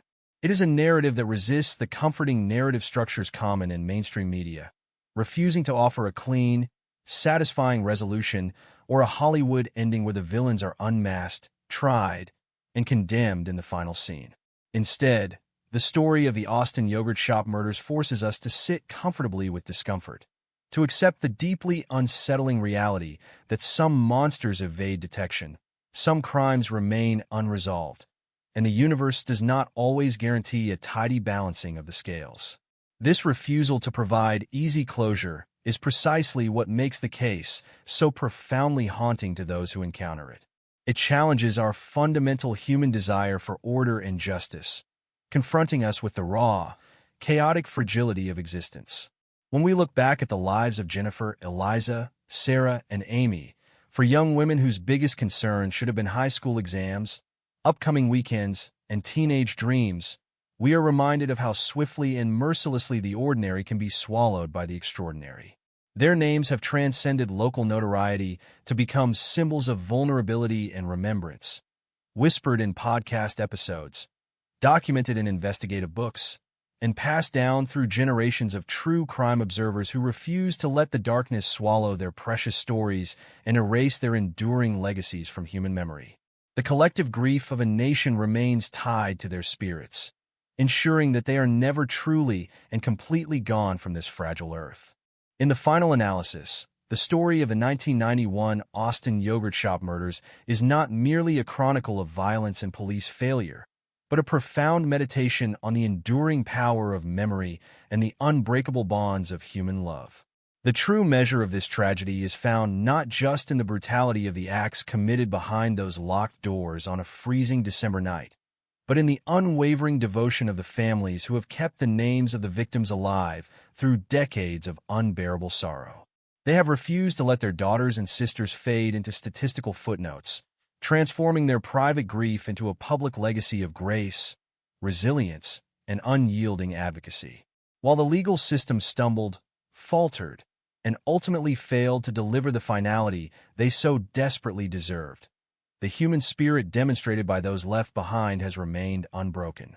As the years march onward and the city of Austin continues to grow and change around them, the memory of Jennifer, Eliza, Sarah, and Amy endures like a quiet, eternal light cutting through the surrounding gloom. They remain forever young, frozen in a moment of innocent laughter before the storm, reminding every person who hears their story of the precious, fragile beauty of life. The search for truth may stretch across decades, and the shadows of that winter night may never fully recede. But the dignity, love, and fierce remembrance dedicated to their names will echo endlessly, ensuring that whatever else time may alter, they will never, ever be forgotten nor fade from the collective memory of humanity and history itself across all human time eternally. As the horizon of time stretches further away from that fateful December evening in 1991, the pursuit of truth regarding the Austin yogurt shop murders enters an unprecedented era defined by technological marvels that were once relegated to the realm of science fiction. The advent of forensic genetic genealogy and advanced phenotyping has completely transformed the landscape of cold case investigations across the globe, breathing new life into files that had long been abandoned to the dusty vaults of police archives. Investigators today possess analytical tools that can peer deep into degraded DNA samples, mapping familial lineages and tracing distant relatives through public databases to construct family trees that ultimately lead to the doorstep of a suspect. For the dedicated cold case detectives who inherit the heavy, yellowed folders of the yogurt shop tragedy, these scientific breakthroughs represent more than just methodological updates. They embody a persistent, flickering beacon of hope in an otherwise impenetrable darkness. Every time a technological leap occurs within the field of forensic science, A renewed surge of anticipation ripples through the community of observers and investigators who refuse to let the case fade into obscurity. The unknown male genetic profile extracted from the physical evidence, though stubbornly silent within traditional national databases for decades, now stands as a potential key waiting for the right genealogical lock to turn. It is a haunting reality that the perpetrators of this horrific crime, who may have spent over 30 years living normal lives, marrying, raising families, and walking freely among society under the protective cloak of anonymity, are entirely unaware that the microscopic trail they left behind on that freezing night is being targeted by increasingly sophisticated scientific methodologies. The evolution of these investigative techniques serves as a stark reminder that time, while often perceived as an ally to criminals who seek to outlive the statute of limitations or escape human memory, is slowly losing its grip on the past. Science is steadily closing the gap between what was hidden in the shadows and what will eventually be illuminated by the unyielding light of truth, leaving open the very real possibility that the veil of secrecy protecting the monsters of West Anderson Lane could be violently torn away when least expected. Yet, even as science marches forward with breathtaking speed, the human cost of the tragedy remains deeply rooted in the present, carried by individuals whose lives were forever fractured by the events of 1991. The detectives who originally worked the case, many of whom have long since retired from active duty, carry the invisible scars of the investigation as a permanent part of their identities. For these men and women, the yogurt shop murders are not merely a professional milestone or a fascinating cold case to be discussed in academic seminars. They are an open wound, an unfinished chapter that consumed their waking hours and haunted their quiet moments. They remember the smell of the smoke, the agonizing interviews, the false triumphs of the late 90s, and the crushing disappointment of the subsequent exonerations. They pass the torch of responsibility to younger generations with a heavy sense of unfinished business, whispering cautions about the pitfalls of tunnel vision and the fragile nature of circumstantial evidence. This generational transition of duty highlights the unique burden placed upon law enforcement officers who swear an oath to protect and serve, reminding us that justice is not always a swift, clean narrative with a satisfying conclusion at the end of a single television episode. It is often a grueling, generational marathon fought by individuals who refuse to surrender to despair, passing the baton of accountability from one decade to the next in the stubborn hope that the next breakthrough will finally bring the long-awaited answers. The institutional memory of the Austin Police Department is indelibly marked by this case, serving as both a humbling reminder of past missteps and a powerful motivation to maintain absolute rigor, integrity, and diligence in every future investigation. The pursuit of justice becomes a moral imperative that transcends individual careers, binding past and present officers together in a common, unbroken vow to honor the memories of the victims through relentless perseverance. Parallel to the institutional struggle is the extraordinary journey of the families, who have navigated more than 3 decades of unimaginable sorrow with a grace and dignity that defies human comprehension. To lose a daughter or a sister in such a violent, senseless manner is a catastrophic blow that shatters the very foundation of a family's existence. But to have that grief continuously drag through the public eye, amplified by media frenzies, complicated by flawed legal proceedings, and prolonged by decades of institutional uncertainty, is a form of psychological endurance that few can truly fathom. Yet, rather than allowing themselves to be consumed entirely by bitterness or despair, the families chose a path of profound resilience. They became fierce advocates for systemic reform, lending their voices and their pain to initiatives designed to protect other children and support other victims of violent crime. They transformed their private agony into a public legacy of compassion and vigilance, ensuring that the mistakes of the past would serve as valuable lessons for the future. Every holiday, every family gathering, and every quiet milestone is forever shadowed by the palpable absence of Jennifer, Eliza, Sarah, and Amy, yet the love that binds their families together has proven to be infinitely more powerful than the darkness of the crime that took them. They have demonstrated that while human institutions can falter, stumble, and fail, the human spirit anchored in love and memory is unbreakable. Their endurance stands as a silent, luminous rebuke to the perpetrators, proving that no amount of violence, concealment, or time can ever erase the profound impact of these four young women upon the world. They are remembered not merely as victims of a horrific tragedy, but as vibrant, beautiful daughters, sisters, and friends whose laughter, dreams, and potential deserve to be fully realized on this earth. The enduring resonance of the Austin yogurt shop murders within the broader fabric of American true crime history stems from its refusal to conform to our comforting cultural expectations. We live in a society that naturally craves narrative neatness, a world where stories are expected to arc toward resolution, where villains are inevitably unmasked and brought to justice, and where the scales of the universe are ultimately balanced before the final curtain falls. This case shatters that comforting illusion, forcing us to sit uncomfortably with the raw, chaotic, and often unjust reality of human existence. It reminds us that there are corners of the world where darkness wins, where perpetrators slip through the cracks of an imperfect system, and where justice is not a guaranteed outcome, but an ongoing, often agonizing struggle. This profound discomfort is precisely what keeps the story alive in the collective consciousness, drawing new generations of observers, journalists, and investigators into its labyrinthine depths. It challenges our assumptions about safety, control, and the reliability of the institutions we trust to protect us, stripping away the naive belief that evil is always obvious, monstrous, or easily identifiable. The yogurt shop murders teach us that true evil can wear the face of absolute normality, operating quietly within the bright, bustling spaces of our daily lives before vanishing back into the shadows without a trace. By confronting this unsettling truth, we are forced to reevaluate our understanding of vulnerability and the fragile nature of peace, recognizing that the world is a complex, unpredictable place where tragedy can strike the most innocent souls without warning or mercy. As we reflect upon the legacy of this dark winter night across all human time, the ultimate takeaway transcends the mechanics of forensic science, police interrogations, or courtroom battles.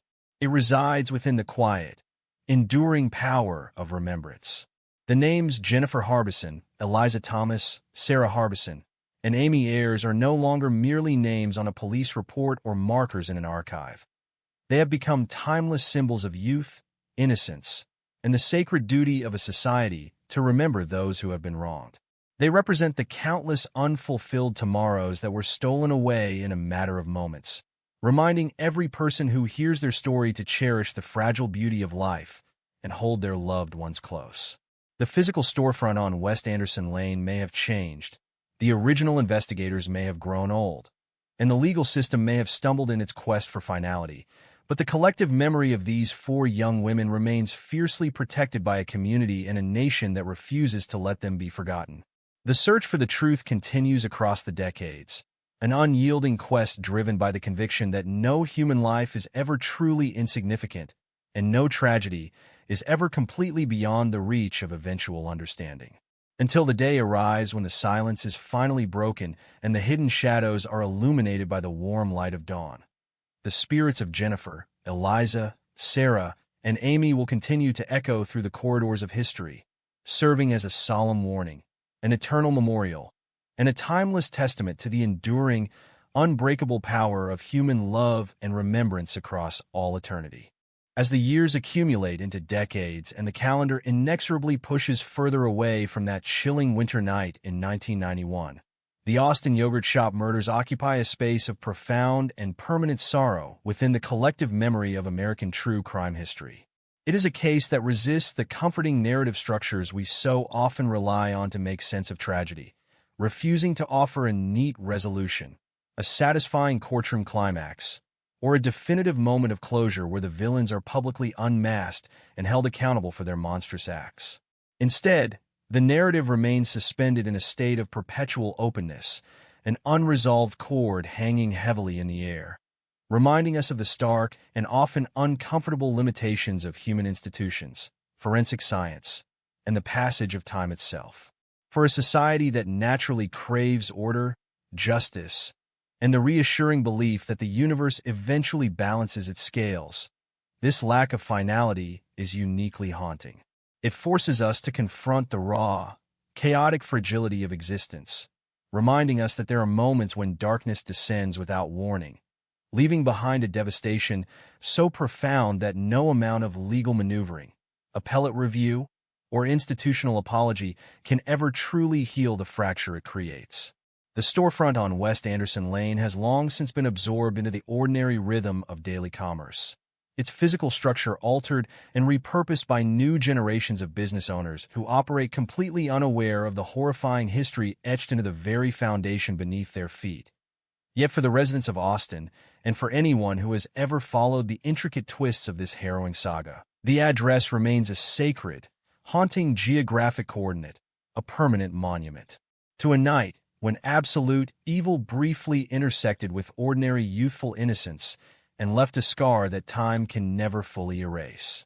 The true weight of this unending tragedy is carried, day in and day out, by the families who survived the storm, navigating a landscape of grief that has been continuously tested, prolonged, and complicated by decades of institutional missteps, false triumphs, and agonizing disappointments. To lose a daughter or a sister in such a violent, calculated manner is a catastrophic trauma that shatters the bedrock of family life. But to have that private agony dragged continuously through the unforgiving spotlight of public media, mishandled by an overwhelmed police department, and subjected to the grueling machinery of flawed trials and overturned verdicts is a form of endurance that defies ordinary human comprehension. Yet, through every harrowing chapter of this protracted ordeal, the families of Jennifer Harbison, Eliza Thomas, Sarah Harbison, and Amy Ayers have maintained a quiet, extraordinary dignity that stands in brilliant, luminous contrast to the darkness of the crime that devastated their lives. They have refused to let the memories of their beloved girls be overshadowed by the systemic failures and institutional hubris that plagued the investigation, choosing instead to channel their immense, unyielding pain into a fierce dedication to advocacy, supporting other victims of violent crime, and ensuring that the painful lessons learned from the yogurt shop murders are never forgotten by those tasked with upholding the law. Their endurance is a powerful testament to the unbreakable nature of human love, demonstrating that while legal verdicts can be overturned, physical evidence can be destroyed, and institutions can falter, the love that binds families together across the vast expanse of absence and time remains an eternal, indestructible force that no tragedy can ever extinguish or diminish. Within the broader landscape of law enforcement and criminal justice education, the Austin yogurt shop murders have achieved a grim immortality, serving as the ultimate cautionary tale that continues to shape how modern detectives are trained to approach complex, high-stakes investigations. The compounding errors that defined the early hours of the case, from the catastrophic destruction of delicate physical evidence by the high-pressure streams of firefighting water to the tunnel vision that later drove coercive interrogations and extracted false confessions from vulnerable teenagers, stand as a stark, uncompromising masterclass in everything that can go wrong when institutional panic and political pressure override the methodical, objective pursuit of truth. The tragedy laid bare the terrifying vulnerabilities inherent in the criminal justice system, proving beyond a shadow of a doubt that the rush to secure a conviction can easily result in a double tragedy, wrongfully imprisoning the innocent while allowing the actual perpetrators to slip comfortably back into the shadows of anonymity. The extensive analysis of these missteps catalyzed vital, long-overdue reforms across the nation, leading to stricter procedural standards, the mandatory recording of custodial interviews, and a profound, institutional awakening regarding the critical necessity of preserving crime scenes and embracing advanced forensic capabilities without sacrificing fundamental investigative integrity. Yet, for all the academic studies, legal seminars, and procedural improvements generated in the wake of the tragedy, there remains a bitter and haunting irony.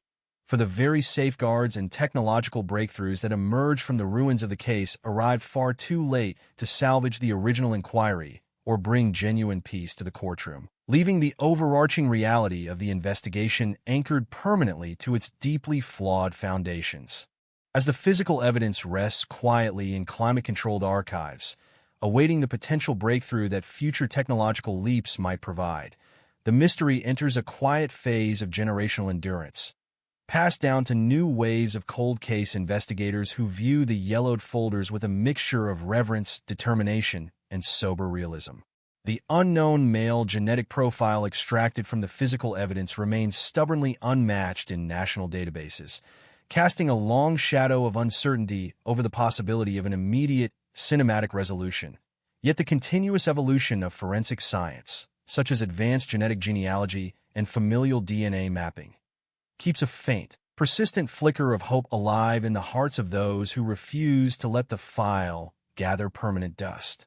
Investigators watch these scientific advancements with intense, focused attention, acutely aware that science has repeatedly achieved the seemingly impossible, resurrecting long-abandoned cold cases and unmasking perpetrators decades after they believed they had successfully outrun the reach of the law.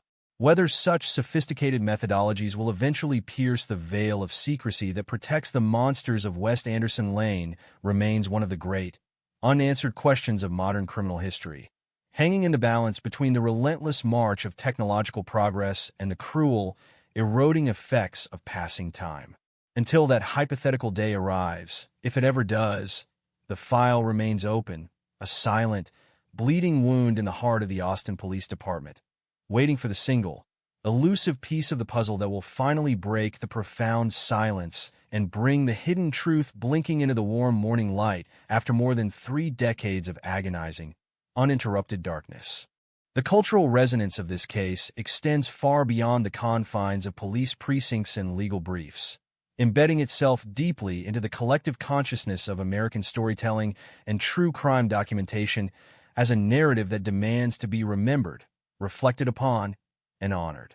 It is a story that defies the easy comforts of mainstream entertainment, refusing to wrap itself up in a tidy conclusion or offer a reassuring moral, where virtue is rewarded and wickedness is swiftly punished before the credits roll.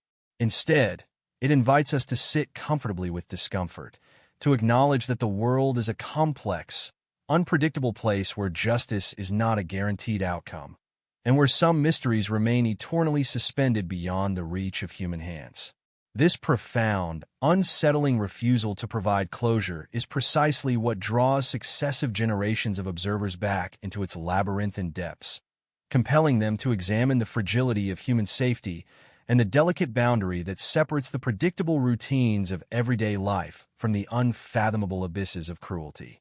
When we pause to remember Jennifer, Eliza, Sarah, and Amy, 4 vibrant young women whose biggest concern should have been high school exams, weekend plans, and the bright, uncharted horizons of their futures, we are forcibly reminded of how swiftly and mercilessly the ordinary can be swallowed by the extraordinary. Their names have transcended local notoriety to become enduring symbols of innocence, vulnerability, and the sacred obligation of a society to remember those who have been wronged, ensuring that their spirits continue to echo softly through the corridors of history as a timeless warning, an eternal memorial, and a poignant reminder of the precious, fleeting beauty of life itself across all human time. In the final, quiet cadence of this extensive exploration, the story of the 1991 Austin yogurt shop murders transcends its grim mechanics of violence, police failure, and legal turbulence to reveal itself as a profound meditation on the enduring power of memory and the unbreakable bonds of human love. The true measure of this tragedy is found not simply in the brutality of the acts committed behind those locked doors on a freezing December night, but in the unwavering, lifelong devotion of the families who have kept the names and spirits of the victims alive through decades of unbearable sorrow, refusing to let them fade into statistical footnotes or forgotten historical anomalies.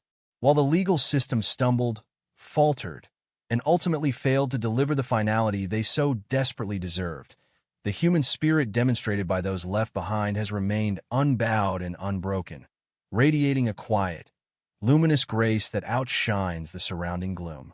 As the years continue to march onward and the city of Austin grows and transforms around them, the memory of Jennifer, Eliza, Sarah, and Amy endures like an eternal light cutting through the surrounding shadows, reminding every person who hears their story of the sacred duty we all share to remember, to honor, and to protect the innocent.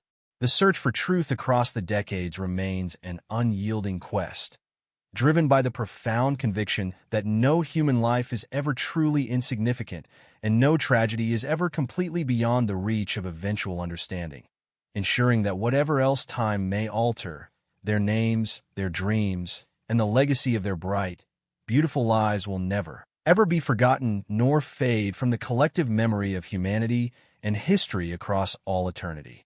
As the landscape of true crime storytelling continues to evolve in the modern digital age, cases like the 1991 Austin yogurt shop murders occupy a uniquely haunting and complex space within our cultural consciousness. The way society consumes narratives of violence and tragedy has undergone a massive transformation, shifting from traditional investigative journalism and localized reporting to sprawling, multi-platform investigations, deep-dive podcasts, and online communities dedicated to amateur sleuthing. In this hyper-connected ecosystem, old cold cases are frequently resurrected, pulled from the dusty archives of police departments and thrust back into the glaring spotlight of public scrutiny. Yet, unlike stories that find neat narrative arcs or satisfying conclusions through the discovery of a long-lost piece of evidence or a deathbed confession, the Austin yogurt shop murders stubbornly resist the tidy packaging demanded by modern media consumption. It is a case that refuses to offer the comforting catharsis of a solved puzzle, standing instead as a stark, enduring monument to the limits of human investigation and the painful reality that some questions may simply never receive an answer in this lifetime. This perpetual openness creates a strange and profound psychological phenomenon for those who follow the case, drawing successive generations of observers into a labyrinth of details, forensic reports, and legal dead ends where every path ultimately leads back to the same impenetrable wall of silence. The public fascination with such dark, unresolved mysteries is often misunderstood as a morbid curiosity, but for many, it stems from a deep, fundamental human desire for balance and restoration. We are compelled to look into the abyss of these tragedies because they challenge our deepest assumptions about safety, justice, and the order of the universe, forcing us to acknowledge that beneath the polished veneer of our daily routines, there exists a fragile chaos that can shatter everything in a single, merciless moment. The ongoing cultural resonance of the case also serves as a powerful reminder of the ethical responsibilities inherent in true crime documentation. When a tragedy involves real human lives, grieving families, and victims whose stories were cut brutally short before they had even begun to experience the fullness of adulthood, the manner in which those stories are told matters profoundly. There is a constant temptation within sensationalist media to focus exclusively on the gruesome mechanics of the crime, the darkness of the perpetrators, or the dramatic failures of the police department, inadvertently reducing young women with vibrant dreams, distinct personalities, and beloved families into mere historical footnotes or cinematic props. Against this commercial tide, the enduring legacy of Jennifer Harbison, Eliza Thomas, Sarah Harbison, and Amy Ayers demands a different kind of reverence. It requires a narrative approach that centers entirely on their humanity, honoring their memories not through the lens of their horrific final moments, but through the light of who they were and the unfulfilled promise of what they should have become. The families of the victims have consistently modeled this profound dignity, navigating decades of media attention, public speculation, and institutional disappointment with a grace that transforms their private sorrow into a universal lesson on resilience and love. They have ensured that the public conversation remains focused not on the shadowy anonymity of the monsters who destroyed their lives, but on the enduring sanctity of the victims and the urgent necessity of protecting the vulnerable. By refusing to let the commercial machinery of true crime entertainment dilute or distort the truth of their daughters and sisters, the families have established a powerful moral anchor, reminding everyone who encounters the case that behind every cold case file, every yellowed police report, and every forensic debate, there are real people whose absence left a permanent, bleeding void in the heart of a community. As we gaze toward the future of criminal investigation, the shadow cast by the yogurt shop murders continues to inform how law enforcement agencies approach the delicate intersection of technology, human error, and systemic accountability. The lessons learned from the catastrophic missteps of the early 90s, the compromised crime scene, the rushed assumptions, the coercive interrogations, and the devastating reliance on false confessions have become foundational elements in the training of a new generation of detectives across the nation. Modern policing is increasingly defined by a rigorous commitment to procedural integrity, the mandatory preservation of physical evidence, and a healthy, critical awareness of the cognitive biases that can fatally derail an investigation. Furthermore, the rapid advancements in forensic science, particularly the continuous refinement of DNA profiling, touchstone analysis, and genealogical mapping, offer a persistent, glimmering hope that even the most stubborn cold cases may eventually yield their secrets to the unyielding march of technological progress. Investigators today enter the field equipped with analytical capabilities that their predecessors could only dream of, armed with tools capable of transforming microscopic, degraded traces of biological material into definitive pathways toward truth. Yet, even as science pushes the boundaries of what is possible, the Austin case stands as a humbling reminder that technology alone is not a universal panacea. It must always be paired with meticulous, unbiased police work, unwavering ethical standards, and a profound respect for the complex realities of the human legal system. The balance between technological innovation and traditional investigative diligence remains the ultimate frontier in the ongoing quest to prevent similar tragedies from slipping permanently through the cracks of an imperfect world. The passage of time, while often viewed as an erosive force that dulls memories and buries evidence under layers of bureaucratic dust, also serves to crystallize the true historical weight of such profound events. Decades after the winter night of 1991, the city of Austin has grown and transformed into a sprawling, dynamic metropolis, its skyline dominated by modern architecture, its streets teeming with a new generation of residents who know nothing of the quiet, small-town charm the city once possessed. Yet, beneath the vibrant surface of this modern boom town, the memory of the yogurt shop murders remains an invisible, foundational fault line, a quiet reminder of a collective trauma that fundamentally altered the psychological landscape of the community. It is a shared history carried in the quiet reflections of veteran officers, the solemn vigils of community members, and the unbroken, lifelong devotion of families who continue to honor the names of Jennifer, Eliza, Sarah, and Amy with every breath they take. The physical storefront on West Anderson Lane may have been absorbed into the ordinary ebb and flow of daily commerce, but the space retains an untouchable gravity, a silent sanctuary of memory where the echoes of the past whisper softly to those who pause to listen.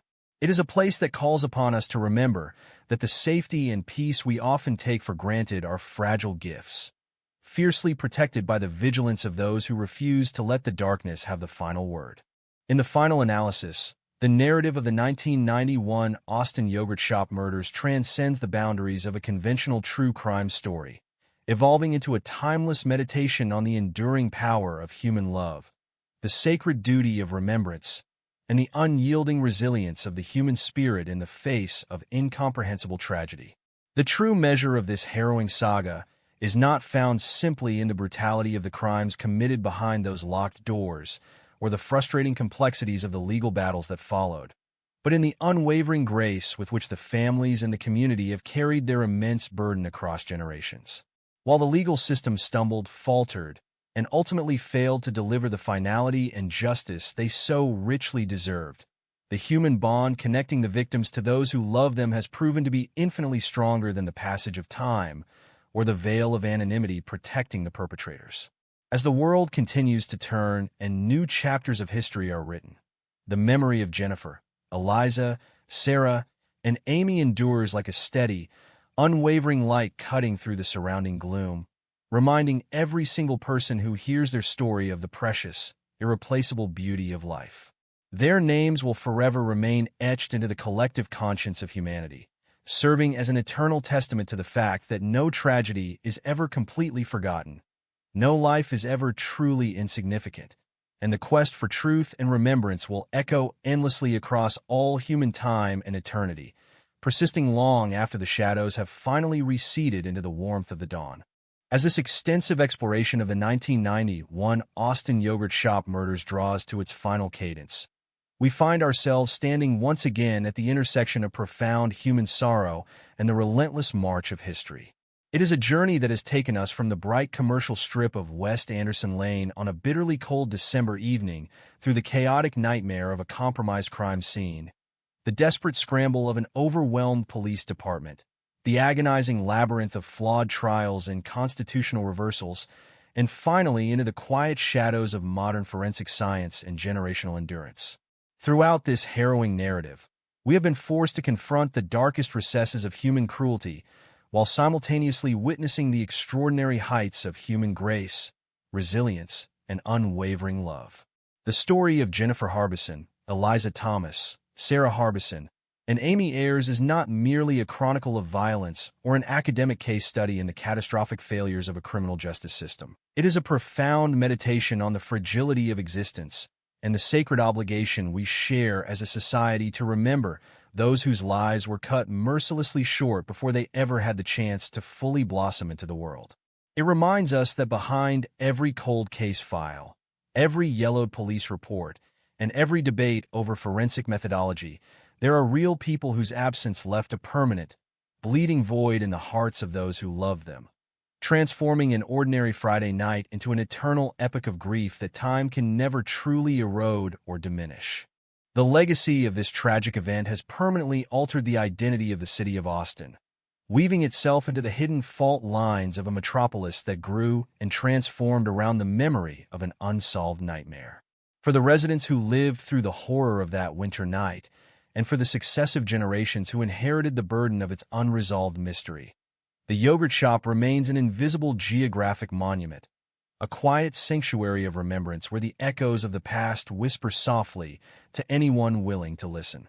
It is a permanent reminder that the peace and safety we so often take for granted are delicate gifts, fiercely protected by the vigilance of those who refuse to let the darkness have the final word.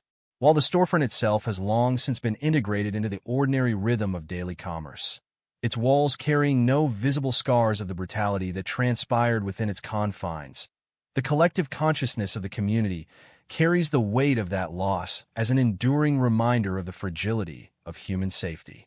We are reminded that evil does not always announce itself with monstrous fanfare or terrifying visages. It can wear the mask of absolute normality, slipping quietly through the brightly lit spaces of our daily lives before vanishing back into the shadows without leaving a single trace behind. This unsettling realization challenges our fundamental human desire for order, justice, and narrative neatness, forcing us to accept the chaotic reality of a world where justice is not always guaranteed, and some mysteries remain eternally suspended beyond reach. Yet, even as the shadows of that winter night continue to stretch across the decades, the true and lasting measure of this tragedy is found not in the darkness of the crimes committed or the frustrating failures of the legal system, but in the extraordinary dignity of the families who survived the storm. The parents, siblings, and loved ones of Jennifer, Eliza, Sarah, and Amy have navigated a long, grueling labyrinth of grief, false hope, institutional disappointment, and relentless public scrutiny with a grace that defies ordinary human comprehension. They have lived through the agonizing roller coaster of arrests, trials, appellate reversals, and scientific revelations, refusing to allow their private sorrow to be consumed by bitterness or despair.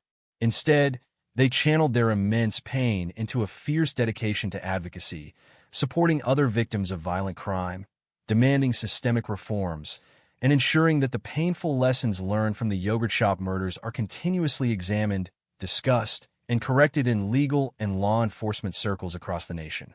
Their unwavering resilience stands as a brilliant rebuke to the perpetrators, proving beyond a shadow of a doubt that no amount of violence, concealment, or time can ever erase the profound impact of these 4 young women upon the world. They have demonstrated that while human institutions can falter, stumble, and fail, the human spirit anchored in love and memory is unbreakable, proving that the bond connecting the victims to those who cherish them remains an eternal, indestructible force that no tragedy can ever extinguish. Within the broader ecosystem of American true crime history, the Austin yogurt shop murders occupy a singular, sobering position as an ultimate cautionary tale that continues to shape how modern detectives and legal scholars approach complex investigations. The compounding errors that characterized the early hours of the case, from the catastrophic destruction of delicate physical evidence by the high-pressure streams of firefighting water to the tunnel vision that later drove coercive interrogations and extracted false confessions from vulnerable teenagers, stand as an uncompromising masterclass in everything that can go wrong when institutional panic and political pressure override the methodical pursuit of truth. The tragedy laid bare the terrifying vulnerabilities inherent in the criminal justice system, proving beyond doubt that the rush to secure a conviction can easily result in a double tragedy, wrongfully imprisoning the innocent while allowing the actual perpetrators to slip comfortably back into the shadows of anonymity. The extensive analysis of these missteps catalyzed vital, long-overdue reforms across the nation, leading to stricter procedural standards, the mandatory recording of custodial interviews, and a profound institutional awakening regarding the critical necessity of preserving crime scenes and embracing advanced forensic capabilities without sacrificing investigative integrity. Yet, for all the academic studies, legal seminars, and procedural improvements generated in the wake of the tragedy, there remains a bitter and haunting irony. For the very safeguards and technological breakthroughs that emerged from the ruins of the case arrived far too late to salvage the original inquiry or bring genuine peace to the courtroom. As the physical evidence rests quietly in climate-controlled archives, awaiting the potential breakthrough that future technological leaps might provide, the mystery enters a quiet phase of generational endurance, passed down to new waves of cold case investigators who view the yellowed folders with a mixture of reverence, determination, and sober realism. The unknown male genetic profile extracted from the physical evidence remains stubbornly unmatched in national databases, casting a long shadow of uncertainty over the possibility of an immediate resolution. Yet the continuous evolution of forensic science, such as advanced genetic genealogy and familial DNA mapping, keeps a faint, persistent flicker of hope alive in the hearts of those who refuse to let the file gather permanent dust. Investigators watch these scientific advancements with intense attention, acutely aware that science has repeatedly achieved the seemingly impossible, resurrecting long-abandoned cold cases and unmasking perpetrators decades after they believed they had successfully outrun the reach of the law. Whether such sophisticated methodologies will eventually pierce the veil of secrecy that protects the monsters of West Anderson Lane remains one of the great, unanswered questions of modern history, hanging in the balance between the relentless march of technological progress and the cruel effects of passing time. Until that hypothetical day arrives, if it ever does, the file remains open, a silent, bleeding wound in the heart of the Austin Police Department, waiting for the single, elusive piece of the puzzle that will finally break the profound silence and bring the hidden truth blinking into the warm morning light after more than 3 decades of agonizing darkness. In the final, quiet cadence of this extensive exploration, the story of the 1991 Austin yogurt shop murders transcends its grim mechanics of violence, police failure, and legal turbulence to reveal itself as a profound meditation on the enduring power of memory and the unbreakable bonds of human love. The true measure of this tragedy is found not simply in the brutality of the acts committed behind those locked doors on a freezing December night, but in the unwavering devotion of the families who have kept the names and spirits of the victims alive through decades of unbearable sorrow, refusing to let them fade into statistical footnotes or forgotten historical anomalies.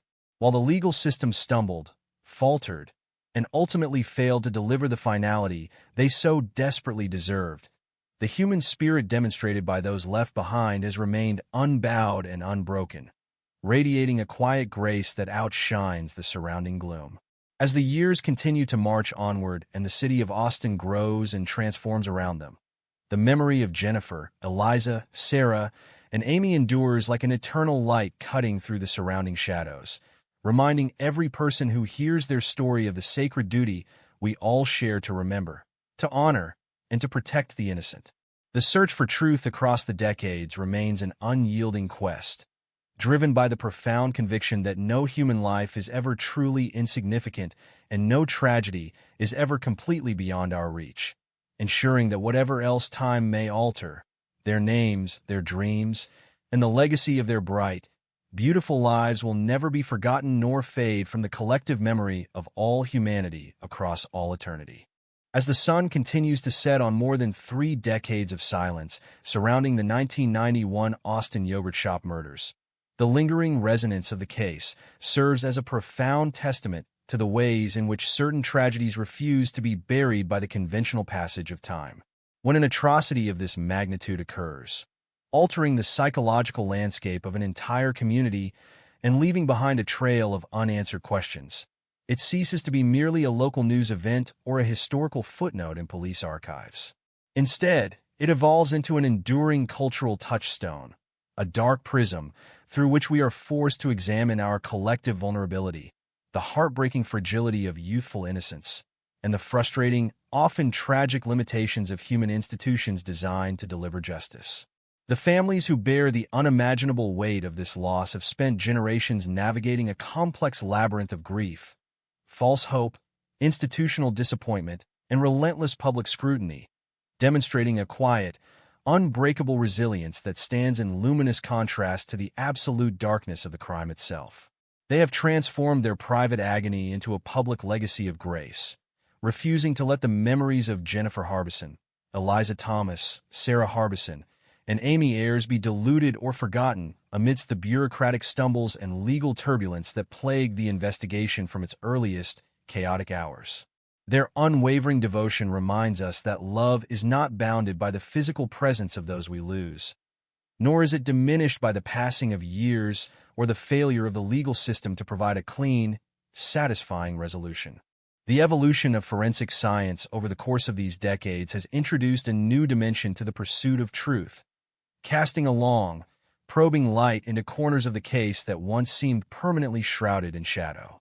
While traditional investigative methods hit brick walls and conventional databases returned empty voids, the continuous advancements in biological analysis, such as advanced familial DNA mapping, forensic genetic genealogy, and touchstone phenotyping, offer a persistent, glimmering flicker of hope to those who refuse to let the file gather permanent dust. Cold case investigators, approaching the yellowed folders with a mixture of sober realism and unwavering determination, watch these technological leaps with intense focus, acutely aware that science has repeatedly achieved the seemingly impossible, resurrecting long-abandoned investigations and unmasking perpetrators decades after they believed they had successfully outrun the reach of the law. Whether such sophisticated methodologies will eventually pierce the veil of anonymity that protects the monsters of West Anderson Lane remains one of the great, unanswered questions of modern criminal history, hanging delicately in the balance between the relentless march of technological progress and the cruel, eroding effects of passing time. Yet, even as science pushes the boundaries of what is possible, the Austin case stands as a humbling reminder that technology alone is never a universal panacea. It must always be paired with meticulous, unbiased police work, unwavering ethical standards, and a profound respect for the complex realities of the human condition. The balance between technological innovation and traditional investigative diligence remains the ultimate frontier in the ongoing quest to prevent similar tragedies from slipping permanently through the cracks of an imperfect world. Within the broader ecosystem of American true crime history, the Austin yogurt shop murders occupy a singular, sobering position as an ultimate cautionary tale that continues to shape how modern detectives, legal scholars, and forensic experts approach complex investigations. The compounding errors that characterize the early hours of the case, from the catastrophic destruction of delicate physical evidence by the high-pressure streams of firefighting water to the tunnel vision that later drove coercive interrogations and extracted false confessions from vulnerable teenagers, stand as an uncompromising masterclass in everything that can go wrong when institutional panic and political pressure override the methodical pursuit of truth. The tragedy laid bare the terrifying vulnerabilities inherent in the criminal justice system, proving beyond a shadow of a doubt that the rush to secure a conviction can easily result in a double tragedy, wrongfully imprisoning the innocent while allowing the actual perpetrators to slip comfortably back into the shadows of anonymity. The extensive analysis of these missteps catalyzed vital, long-overdue reforms across the nation, leading to stricter procedural standards, the mandatory recording of custodial interviews, and a profound institutional awakening regarding the critical necessity of preserving crime scenes and embracing advanced forensic capabilities without sacrificing investigative integrity. Yet, for all the academic studies, legal seminars, and procedural improvements generated in the wake of the tragedy, there remains a bitter and haunting irony. For the very safeguards and technological breakthroughs that emerged from the ruins of the case arrived far too late to salvage the original inquiry or bring genuine peace to the courtroom, leaving the overarching reality of the investigation anchored permanently to its deeply flawed foundations. The cultural resonance of this case extends far beyond the confines of police precincts and legal briefs, embedding itself deeply into the collective consciousness of American storytelling and documentation as a narrative that demands to be remembered, reflected upon, and honored with absolute reverence. It is a story that defies the easy comforts of mainstream entertainment, refusing to wrap itself up in a tidy conclusion or offer a reassuring moral, where virtue is rewarded and wickedness is swiftly punished before the credits roll. Instead, it invites us to sit comfortably with discomfort, to acknowledge that the world is a complex, unpredictable place where justice is not a guaranteed outcome, and where some mysteries remain eternally suspended beyond the reach of human hands. This profound, unsettling refusal to provide closure is precisely what draws successive generations of observers back into its labyrinthine depths, compelling them to examine the fragility of human safety and the delicate boundary that separates the predictable routines of everyday life from the unfathomable abysses of cruelty. When we pause to remember Jennifer, Eliza, Sarah, and Amy, for vibrant young women whose biggest concern should have been high school exams, weekend plans, and the bright, uncharted horizons of their futures, we are forcibly reminded of how swiftly and mercilessly the ordinary can be swallowed by the extraordinary. Their names have transcended local notoriety to become enduring symbols of innocence, vulnerability, and the sacred obligation of a society to remember those who have been wronged, ensuring that their spirits continue to echo softly through the corridors of history as a timeless warning, an eternal memorial, and a poignant reminder of the precious, fleeting beauty of life itself across all human time. As the years continue to march onward and the city of Austin grows and transforms around them, expanding from a bustling regional hub into a sprawling, dynamic metropolis with a modern skyline and a new generation of residents who know nothing of the quiet, small-town charm the city once possessed, the memory of the yogurt shop murders remains an invisible, foundational fault line. It is a shared history carried in the quiet reflections of veteran officers, the solemn vigils of community members, and the unbroken, lifelong devotion of families who continue to honor the names of Jennifer, Eliza, Sarah, and Amy with every breath they take. The physical storefront on West Anderson Lane may have been absorbed into the ordinary ebb and flow of daily commerce, its walls repainted and its interior remodeled to serve new businesses. But the space retains an untouchable gravity, a silent sanctuary of memory where the echoes of the past whisper softly to those who pause to listen. It is a place that calls upon us to remember that the safety and peace we often take for granted are fragile gifts, fiercely protected by the vigilance of those who refuse to let the darkness have the final word. While the legal system stumbled, faltered, and ultimately failed to deliver the finality they so richly deserved, the human bond connecting the victims to those who love them has proven to be infinitely stronger than the passage of time or the veil of anonymity protecting the perpetrators. As the world continues to turn and new chapters of history are written, the memory of Jennifer, Eliza, Sarah, and Amy endures like a steady, unwavering light cutting through the surrounding gloom, reminding every single person who hears their story of the precious, irreplaceable beauty of life. Their names will forever remain etched into the collective conscience of humanity, serving as an eternal testament to the fact that no tragedy is ever completely forgotten, no life is ever truly insignificant, and the quest for truth and remembrance will echo endlessly across all human time and eternity, persisting long after the shadows have finally receded into the warmth of the dawn.